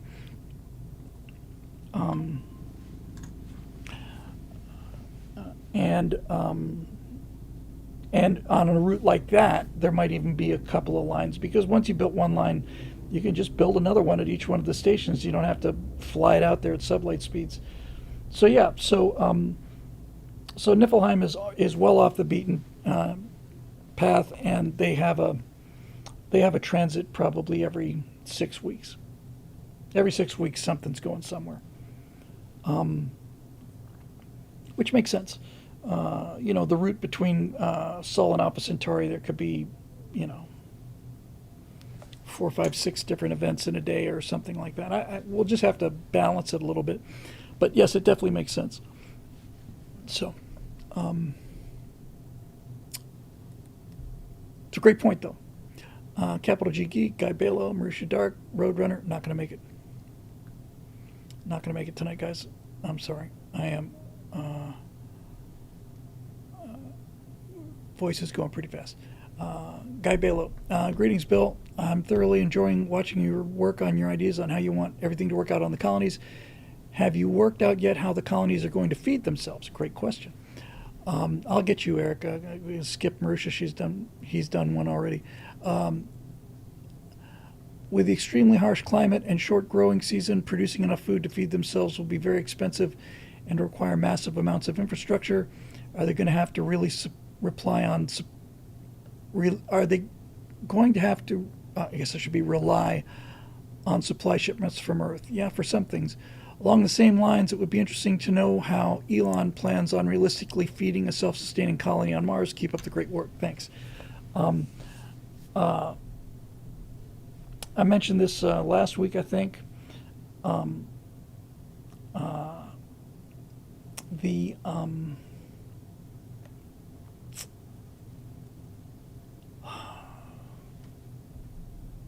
Traveler 2300 just covered. It was the best hard sci-fi that I ever read. It was really, really well thought out. And I talked to Mark Miller himself when I started doing the colonies 3-4 years ago, started getting serious about the colonies, I actually emailed him.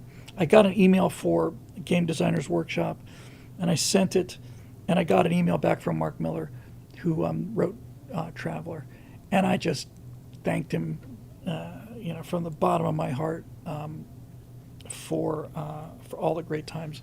Seemed like a great guy. I specifically asked him if the Kafers were available for licensing. The Kafers were an alien race developed in 2300. It was a great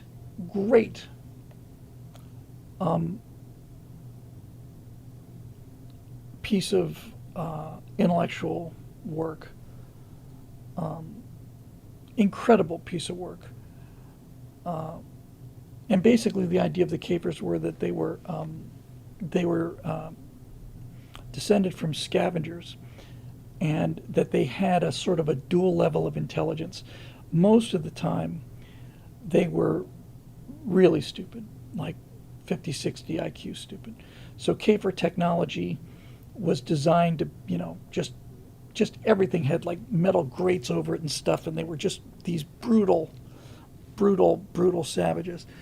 But the work that they did on it basically said that because the Kafers were scavengers, and they looked a lot like Predator way before Predator came out. So they'd be in there chomping on some decaying thing or other, and their intelligence was based on an adrenaline analog. Whenever there was a threat or a scare, in the space of a few seconds, they would become much smarter. So any kind of pain or shock or surprise or anything, 7-foot tall cockroach. They had shells on their back. They looked like roaches. They had shells on their back because that planet did have a high UV star, and that would occasionally put out like UV flares that would really be dangerous. But here's the thing about the Kafers that was so brilliant. The Kafers had this cycle of civilization where they would get smarter and smarter, and then they'd build a city, and the city conveyed so many advantages on them that they no longer had the threats. And because they no longer had the threats, every time they would get one of these adrenaline threats, their intelligence would jump significantly by like 40, 50 points. And then it would come back down again, but it would never come back down quite as low it was before.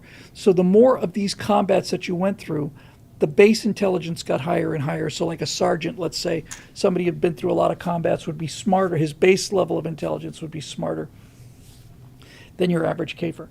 And they took human prisoners, and the human prisoners all went insane because the Kafer guards would beat the humans with clubs before asking them the questions. They wouldn't beat them because they didn't like the answer. They would beat them in advance. And it was only much later that human scientists, when they took back this Arcturus station that the Kafers had overrun and taken all these human prisoners, it was only afterwards that the human alien psychologists, it's a role-playing game, Mark's, called Traveler 2300. It was a follow-up to Traveler, which was a great game.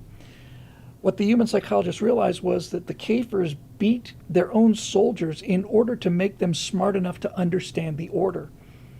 They're just walking around in their state, and they had electric cattle prods, and they just whack the hell out of these guys like, what?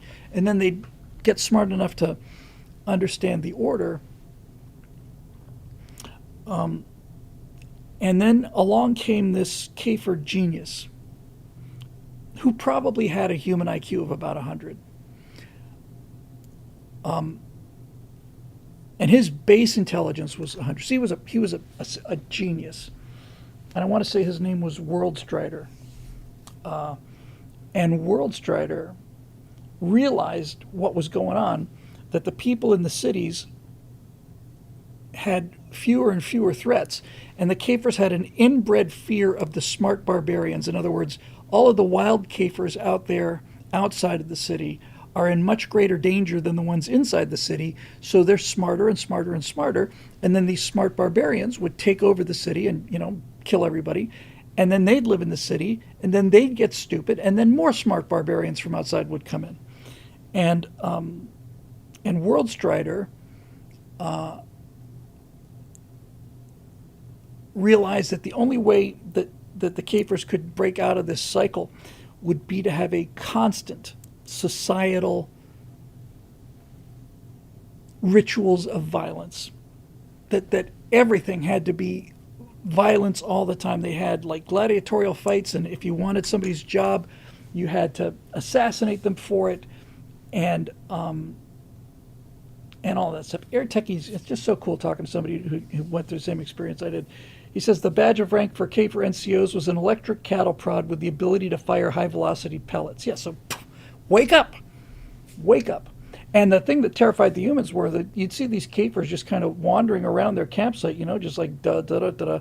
And they'd open fire, and then the Kafirs would suddenly become like tactical geniuses. Like one of them hid inside this disemboweled like cow or something.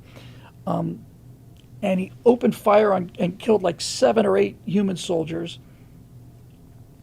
And then he ducked out of there and dove into a ditch, and then the human soldiers blew the living crap out of this cow carcass, just rocket launchered it, right?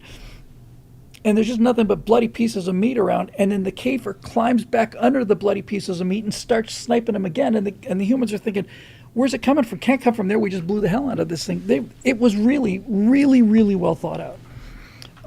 But they had, they were a spacefaring race, and you just can't get there from here. I might keep them as fourth or fifth season Discovery on a planet, but I don't know. Maybe. But it would take, it took Kafirs something like, 4,000 years to go from the airplane to the first spacecraft. And they were deliciously vile aliens. Their forearms were covered with these really nasty, thick bristles, and they used that to clean their mouth parts because they're scavengers, and all of their food had to rot in the sun before they could eat it, and you would go to a Kafir camp and the place just stunk to high heaven to be all these animals that were on these metal racks that were just getting good and gassy and bloated so that the Kafirs could eat them. It was really just freaking great alien, and yeah, and their food tubes were like rotten sausages, just like this, just these tubes full of just that horrible smell when meat's gone off. And they're just putting this stuff down, and they're feeding it to their human prisoners, and they don't understand why they're not eating it. Now, they did something cool, too, which was that they had the Kafirs take over another race. It wasn't the Eloi, but it sounded like the Eloi. The Yili. Thank you, Arateki. So the Yili were actually pretty advanced creatures, and they were the Yili didn't have the kind of survival instincts. So when the Kafirs conquered them, the Yili said, "What can we do for you?" And the Kafirs realized the value of these guys, and they realized that the Yili they almost killed them because they were too boring. They were not. The Kafirs were very, very happy when they found humanity, because humanity fought back. And the Kafirs understood that the Kafirs needed to be fighting all the time, or else they were going to go extinct. And the humans fit the perfect example of the smart barbarians. They were much smarter than the average Kafirs, and the Yili were modeled on the West Europeans. Exactly, yeah, they were like the French waiters who served the Kafir SS guys their overpriced cheese. And they supplied the technology. And the Kafir ships were super primitive, but the Kafirs were really tough or really hard to kill. And they had these enormous weapons. One of them was called a horse pistol, I want to say, if I remember correctly. Just a revolver like the one that Hellboy has. Just just like boom. It also came from a planet with higher gravity, which you would think would be advantageous, but it's actually worse because they were from a higher gravity world. They were faster than we were. And horse pistol, 14 millimeter revolver. Yeah. And they were quicker than we were and far more brutal. But see, the problem with using them is, and the Thud gun, yeah. The problem with using them is their tech level in Traveler was more or less the same as humanity's tech level. And even if I were to, I can't do it, man. It's just way too unlikely, and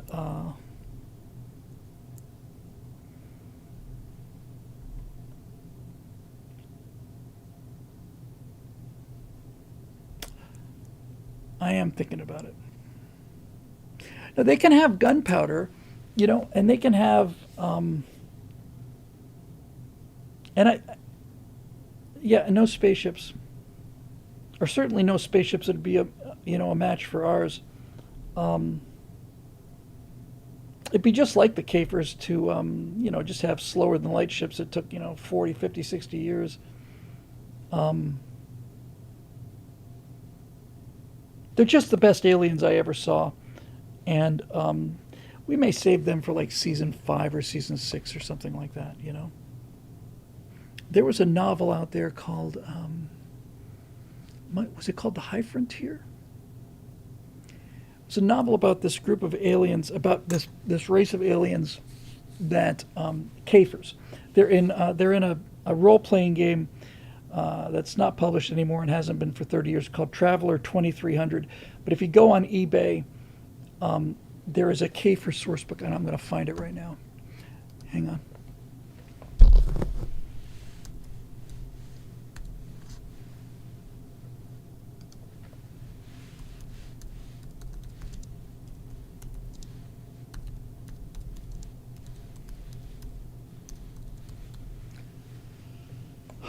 I got a bunch of them.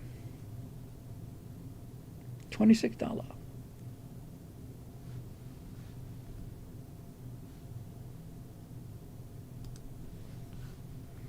I will put up a post for one of them so you can see them in all of their glory. William Keith did a lot of work on this. In fact, William Keith is the author of the Kafers. He was the guy who did all the extraction. It's Kafer, but the root comes from the word Kafir, which is what the South Africans called the blacks. I think it's Afrikaans for bug or roach or something. Oops, wrong link. Sorry, hang on. Wrong link. I put in there. Hang on a second. Come on.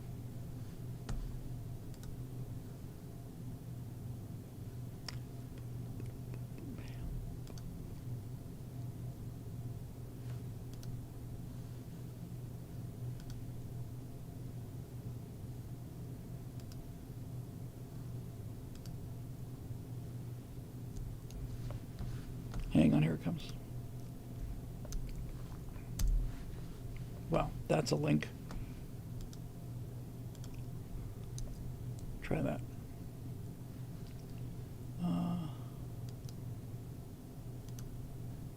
No, that's too long for the YouTube chat. It's way too long. Did it go through on?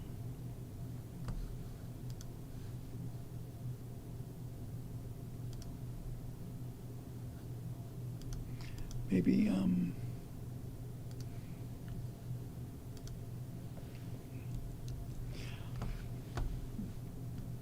on, YouTube.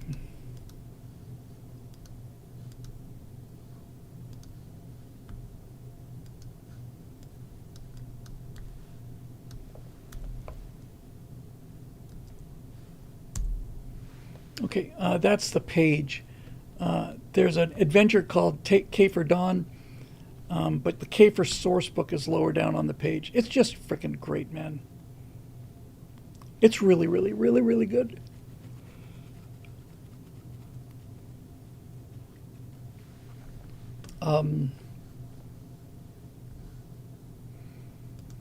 Okay. Marusha, gonna have to bump you again. Sorry. Do we need a capital G? I can't do doubles. We did a Marusha already. Did a capital G geek already. We did a Roadrunner already, right? Yep. Sorry about this, guys. I'm just, I can just feel my voice getting a little sore here.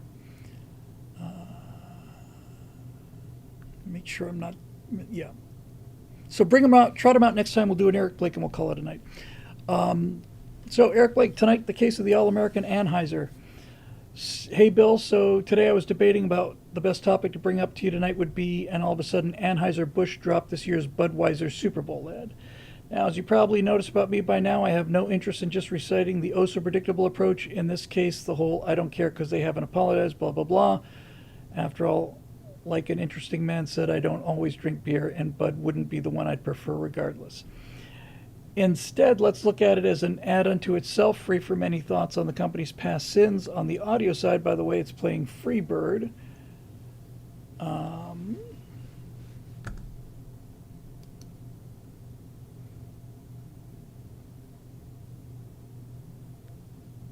Hang on. Horse galloping, little baby chick. Chick looks up to the horse, little colt. Chick's probably going to grow into a bald eagle. Chick out in the rain, very cold and sad. Oh, here comes the little horse to keep it dry. So they're growing up together. It's adorable. Chick's learning how to fly, gets muddy. Horse is teaching it, it's running. Running horses, little chicks. Wings sprout from the top of the horse. You think it's, yep, you think it's a Pegasus, and it's a bald frickin' eagle. Made of America.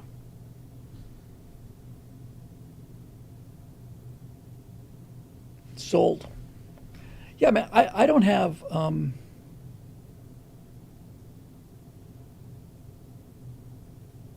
Now, somebody in the comments here on X is a picture of I'm happy to say I've forgotten its name for the time being. Dylan Mulvaney, and it's a picture of Dylan with the black gloves and the black dress and holding the Bud Light. The person says, "Do you really think we're going to forget this because you put an eagle in your commercial?" It's helping. Yeah, I'm with you, man. It's like, you know,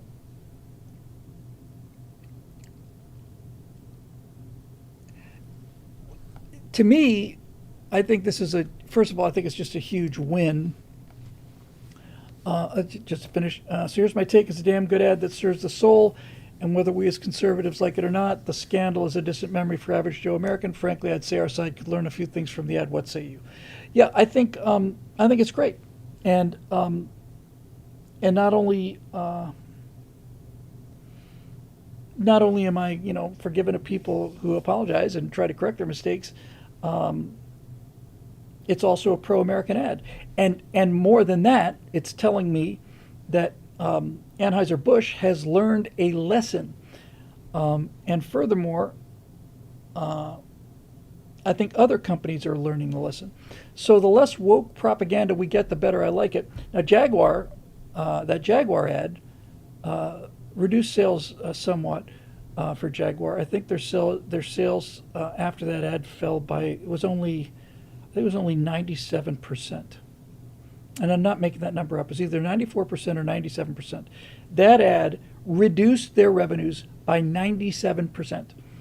And I don't think that's recoverable. But it's a lesson, see? And I like lessons. So the lesson is, don't give us Dylan Mulvaney, and don't tell us that we got to be better men because men commit, all of this violence against women because we will just stop buying your razors and we'll stop buying your beer. And this is how these people have to learn their lesson. And it seems like they are learning their lesson. So if you could get Hollywood to go back to pro-American messages after the beating that they've taken, then that's a win. That's a win. Somebody went that way not too long ago, it seems like, but we're past peak woke, guys. They tried and they failed. That's just a great way to end this show, you know. They tried and they failed, and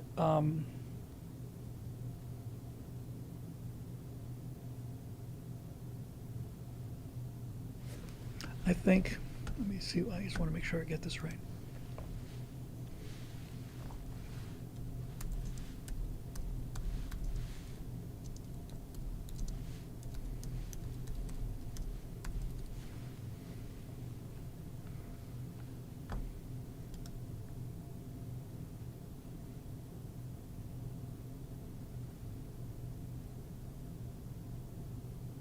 Yeah, virtually positive this is it. So if I were given Jaguar, here's what I would do. When I started at the Miami Planetarium with Phil and Bill DeShong and a couple of other guys, but especially Doug Gagan, Phil and Doug and I were real close. Doug died several years ago of early onset Alzheimer's and dementia, which is just terrible. But right when I first met Doug, after a couple weeks, 3 weeks of working with him, might have been right after I saved his butt by finishing up Long Journey of a Young God while he was up behind the dome changing the slide projectors. But in any event, I got invited to his house, and Doug had a 1966 silver Jaguar E-Type convertible with a red leather interior, 12-cylinder engine. And and Phil told me as I was heading out the door, for God's sakes, whatever you do, do not slam the door on that car. I said, okay, and I just went click. But that 66 Jag E-Type silver with red interior, red leather interior, was just spectacular. And if I was gonna try to save Jaguar, I would do to the 66 Jag E-Type what Chevy did with the Camaro. When the 2012 Camaro came out, which was the Model 5 body, I want to say, because I had a Model 5 and now I've got a Model 6. The 2018 is a Model 6.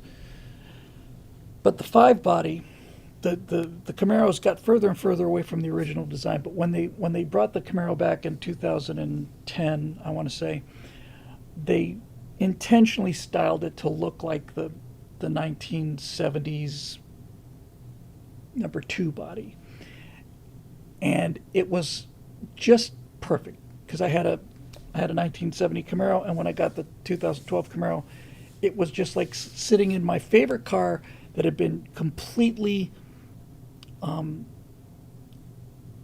reamped. And if I was going to try and save Jaguar, I would bring back the 1966 E-Type,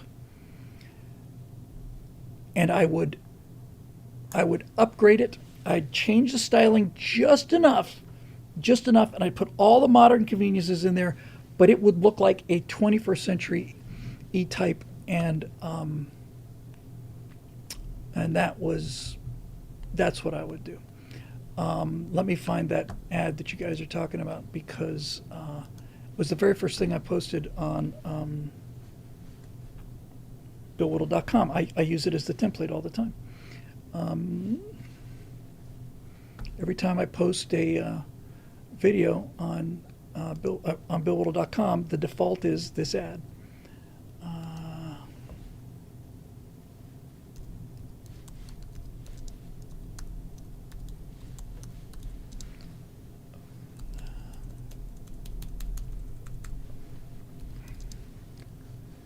I've forgotten his name, man.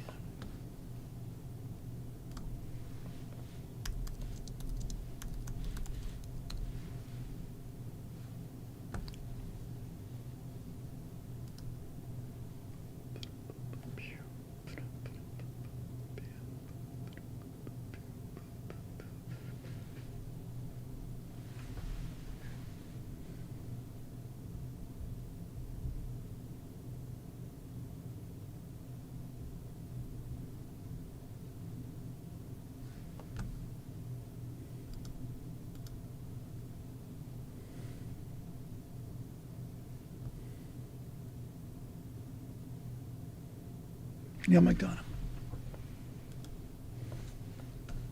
Yep. He's a great guy.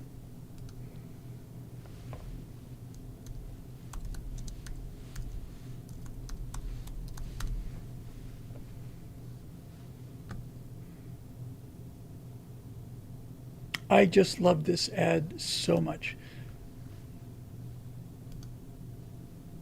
I just love it. It's the best ad I ever saw, I think. Here you go. Enjoy.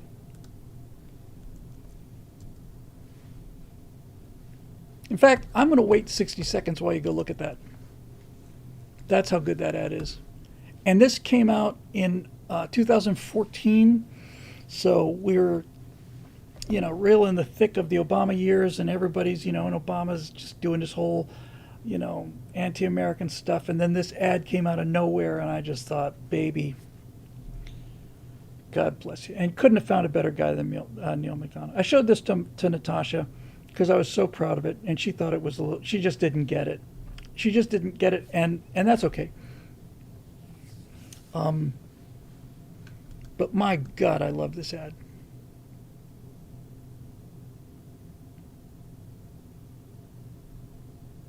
And the only ad, and I put that on the first post at BillWhittle.com too, the only ad that comes close to this one is the one for the Dodge Charger where George Washington is leading the charge on the British.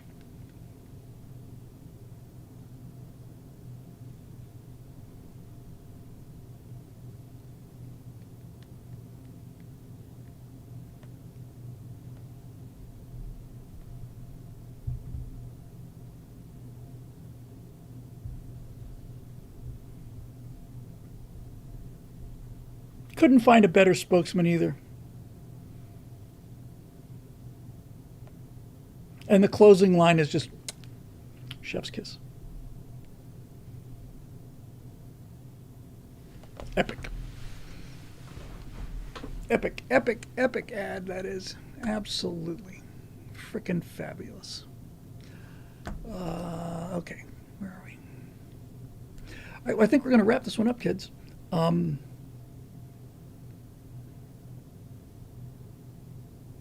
Rough Ryan says, a quick question, did Natasha ever think that Russia was the good guys like we kind of grew up thinking of America as the good guys? Yes. Yes, they did. And, but there was there is a fundamental difference between the two. When Natasha was a kid, before the Soviet Union fell, hold that thought, Roadrunner. Before the Soviet Union fell,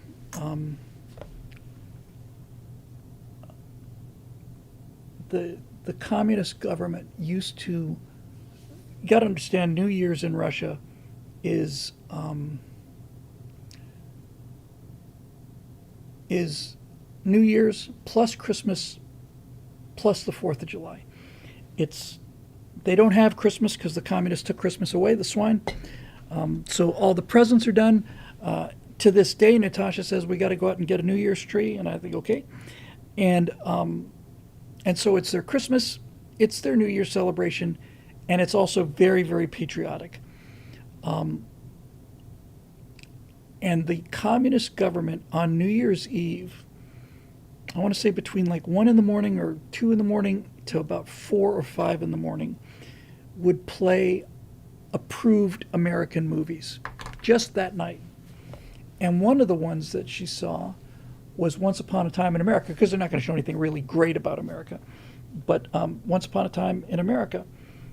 And she said that movie was like America to her, because she just saw it a bunch of times. And everybody, you're teenagers and you stay up all night, you get to see, a little glimpse of the outside world and all that other stuff. So, I don't know. Gosh, this would be 5 years ago now, 4 or 5 years ago. Went to a dinner for Gary Sinise, and when he moved his foundation out of California to Nashville, and James Wood was there. And I'd never known James Woods during the FOA days because he wasn't there then. But apparently he knew who I was, and she was sitting next to James Wood. She just couldn't believe it. I mean, this was like this guy was like America. She stood up and told, everybody goes around and stands up, says a little bit, and she said, it was just how incredible it was, and on and on and on about James Wood was like a big movie star, and she's just going on and on. I said, "Oh, okay, honey, that's I think everybody pretty much gets it." And we had a nice laugh over that. But we never did the same thing, is what I'm trying to say. American stuff was always kind of, America was officially the enemy, and there's a lot of anti-American propaganda, and some of it still surfaces every now and then. But America, I mean, Natasha is just really proud to be an American citizen, and that's what she considers herself. But she's also got so much Russian blood in her. I really admire. It's a good combination if you can work it out. But anyway, but the one thing that's different about the two cultures is we always grew up with the Soviets being the bad guys. For Soviet kids, they grew up with the Americans being the bad guys. But we were never like entranced with Russian pop culture. We were never trying to get Russian genes or listen to Russian music or watch Russian movies or any of that stuff. So we had a sort of glamour and a soft power presence that just didn't work the other way around. This joke is so Russian that no one's going to get it. I probably told it once or twice before. When Natasha told me this, I laughed till I cried. It was the funniest thing I'd ever seen. So this Russian group of Russian kids, teenagers, they're sitting around, they're talking about America, and they're talking about, God, and this kind of thing really happened. They were talking about how, man, I just wish, it's got to be amazing. Chewing gum has got to be amazing. And thanks for killing the joke there, Refran. So this one kid in the group gets to go to America as part of an agricultural, exchange mission. And the guy's in America for 3 months, learning about farming and all the rest of it. And they can't wait to hear about how America is. And so the guy comes walking up to his Russian friends after he gets back from America, and he's going like this, and they're like, oh my god, chewing gum, my god, chewing gum, you gotta let us have some. And then he says, I'm washing my socks. I don't know why I found that so funny, but I don't know. I guess I have a Russian sense of humor. I like all of those Russian jokes. All of them.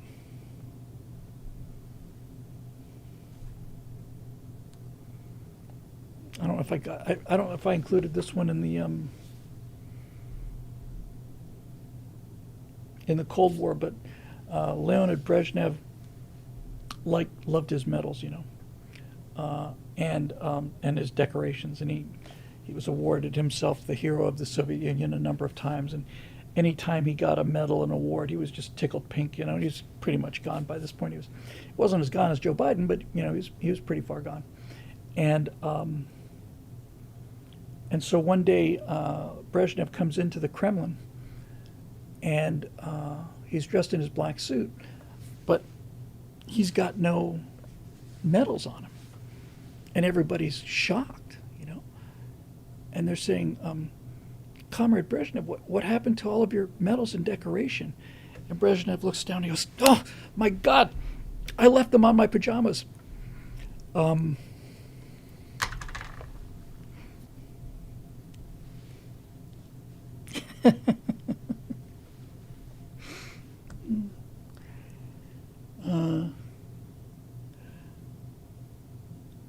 it's not that they see that Russian humor is so dark and so deep. It's so deep. It's so they're an amazing people. They're very well. They're not only different from Americans; they're antithetical to Americans. That old saw that Americans are avocados; they're soft on the outside, hard on the inside, and Russians are coconuts; they're hard on the outside and soft on the inside. But you really need to get to know them. But once you know them, the humor is it's so sad. I think that's what it is. They deal with all of the tragedies that have happened in that country. They just deal with it with these jokes. This old babushka goes in to see, let's say Brezhnev. Goes in to see Brezhnev, and the guard and the receptionist say you cannot simply walk in and see the Secretary General of the Communist Party. And she says, I fought in the Great War. My husband was killed in the Great War defending the Rodina. I demand to see Comrade Brezhnev. I have one question to ask him. I'm not leaving until I get an answer. And he says, well, you can't stay here. So she goes out to this outer room and she just sits there. And she sits there all day. She got there first thing in the morning, 2 o'clock, 3 o'clock, 4 o'clock, 7 o'clock, 8 o'clock, 9 o'clock at night. She's just sitting there. Finally, Brezhnev is getting ready to go home at like 11:30 at night. And the guy says, Comrade Brezhnev, there's a elderly woman here who's been asking to speak to you. She says she just has one question for you, and then she's going to leave. And she was in the Great Patriotic War. So Brezhnev walks out and says, yes, comrade, you said you had a question. What can I do for you? And the old woman says, I want to know if communism was invented by politicians or by scientists. And Brezhnev says, well, it was invented by politicians, of course. And the woman said, I knew it! If it had been invented by scientists, they would have tried it out on rats first.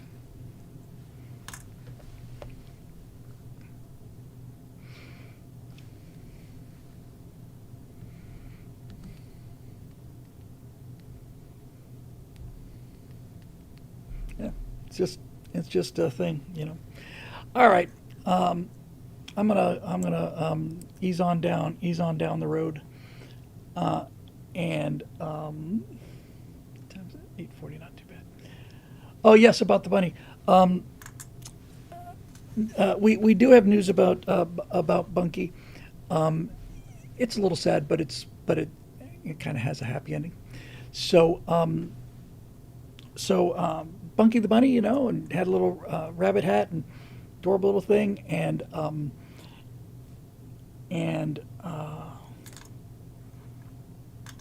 about 5 or 6 days after, maybe a week after we had it, we kept it in the shower in the second bedroom, so that the cats couldn't get it and they couldn't run around. But we would come in the morning and we'd feed it all this high quality lettuce, and it would just eat them up. And it's just the cutest little thing in the world. And we put down, some stuff on the couch. We got like a big L-shaped couch, really incredibly comfortable couch. Spent a lot of time on that couch. And so we'd bring Bunky out, and Bunky would just run around and hop, hippity hop everywhere, and come up and nibble your nose, and just absolutely adorable, absolutely adorable. And then I think it happened nearly overnight. If it wasn't overnight, it was no more than 2 days. I'm sitting at the studio, and Natasha calls me, and Bunky had bit her. Bit her hard enough to put a bruise the size of like a $50 on her. Really bit the hell out of her, and then bit her again on the arm. Bunky had bit Natasha previously the night on the leg, but she just thought it was a one-off. But this second time, she actually attacked, and we thought, well, that's not good. So then we started doing some research. And we'd been told by the person who was a breeder of the rabbits that they're great, indoor pets, and that they love to be held and stuff. They don't like to be held, and they're not great indoor pets. And as it turns out, that Bunky was probably about 3 or 4 months. See you, James. and and the hormones hit, and Bunky had decided that the entire couch area was Bunky's territory, and Bunky started getting real aggressive and nipped me a couple times, and yeah, looking for the holy hand grenade, and so we did a lot of research on this, and we looked into having her spayed, and it said, yeah, that can really reduce the territoriality. It takes about 6 weeks, but we were reading more and more about it, and it said, look, they really need to be outdoors on the grass, and they were the Natasha's friend who bred the rabbits had them all outdoors on the. Look at the bones. So we decided that we were going to have to take little Bunky back, and it made us very, very sad. Made me very sad, and made Natasha very sad. But we thought, okay, at least she'll be out, on the grass, back with her family, and it's not like we're throwing her away. There's just the person that breeds them has this incredible, outdoor rabbit run with all of these rabbits everywhere, and they've all got grass, and they're all doing all this other stuff. So Natasha took Bunky back and sent me some films, and there were a bunch of little baby rabbits, and we bought like $13,000 worth of rabbit toys, like a little wicker ball that hung from this thing. And Natasha shows me videos of like 4 of these little baby little rabbits that were all in there, and they're just swinging around having a great time. And I thought, oh, that makes me feel so much better. And then just as she's getting ready to leave, little Bunky hops into this other little rabbit area and starts banging the hell out of this other rabbit. And it turned out little Bunky was a little bunker. It was a little boy, and so he's much happier now than he would have been at our place. And I don't suppose that this breeder's gonna be running out of any any rabbits anytime soon. So once I saw Bunky back in his swinging space age bachelor pad, put on some Esquivel and his grooving, having a couple of cocktails, and just putting on the moves. It made us both a lot happier. Air Techie says, get a girl bunny next time. I think we're probably done with the rabbits. I don't want to say we were lied to or anything, but it was, car salesman kind of, no, this thing gets great mileage, and you really need the undercoating to protect you against that corrosion. So unfortunately, we're down one rabbit. But we had a wonderful 2 weeks with it, and Bunky is happy, and so we're happy. We were, when I first heard the news, I was really sad, and I thought, man, maybe we can just kind of do the surgery and see how it pans out, but.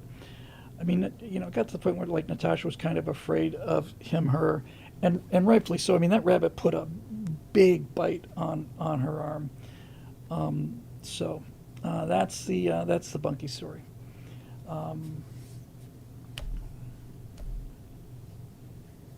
They sure are cute. I don't think that rabbits as a pet are blessed with an overabundance of charisma or personality, but anyway, it was really nice while it was when it was really young. And our $13,000 worth of rabbit toys went to the breeder, and all the little baby rabbits are just really grooving on it, so that made us happy too. So happy ending. So that's the end of the bunker tale. Look at the bones. I showed her that clip. She didn't get it. Monty Python. It's hard for Natasha to watch any kind of British stuff, any British comedies or British stuff, because she can't understand a word they're saying. It's hard enough for you know, English speakers to get a thick British accent, but there they go. Yeah, P7 says rabbits are a prey species, sir. You're not supposed to like them. They are for eating. Sure enough. But I do remember very clearly when Bucky first came, she was a little tiny little bunny. That thing doubled in size in a week. I remember when she first got there that first day, I said, "You are at the bottom of the food chain, little bunks, but you have made friends of with the apex predator on the planet, and you're under my protection." Said to Bunky, just before Bunky left, I said, "Someday the day may come, the day may never come. I may ask a favor of you." And then Bunky bit my ring finger, and that was the end of that party. Anyway, this show is made possible by the members of BillWhittle.com. Oh, somebody asked to see the Will clips again, so I might as well just play them because I've got them. They're loaded. So we'll run those one more time, and then we'll be back on Thursday for your Stratosphere Lounge, and I continue to push ahead with this project, body and soul. And I raised a steely-eyed missile rabbit. So we'll give you this test one more time, and we'll go straight out after that. And thanks very much for being with us. And again, when you watch this test, the magic is not. I mean, people have said he should be smiling more. He should be doing. I just entered a single prompt that says the father and son, horse play around. The more detailed the prompt is, the more I get Will smiling, get him doing all these faces, do all of that. The reason of the test is, do both faces hold up? Every time you see a cut, that's a different generation. And any other method other than what I've been through, which is doing 3 different angles on the faces, would generate a slight drift. They'd all, Jay could be a bearded guy and he'd be a kid, but they'd be different every time. But these things, they're locked in. They're rock solid. So that's what I was, the basics that I was trying to get. And it turns out I've generated a lot of Jakes and a lot of Wills and a lot of Lisas, and Clara's next. And they are holding up. So this can be done, and it can be done in such a way so that it doesn't look like AI. And as the AI people like to say, don't forget, this is as bad as it will ever look. So until then, until Thursday, we will see you guys for your very own Stratosphere Lounge.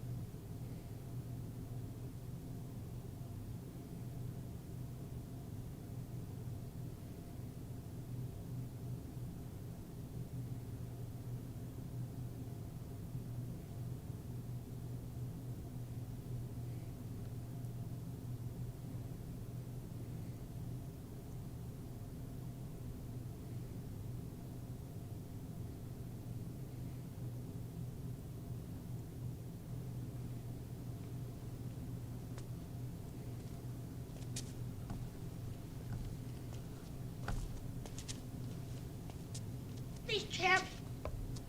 I'll do whatever you say. I won't eat that much. I won't. I'll let you play cards as much as you want. I promise.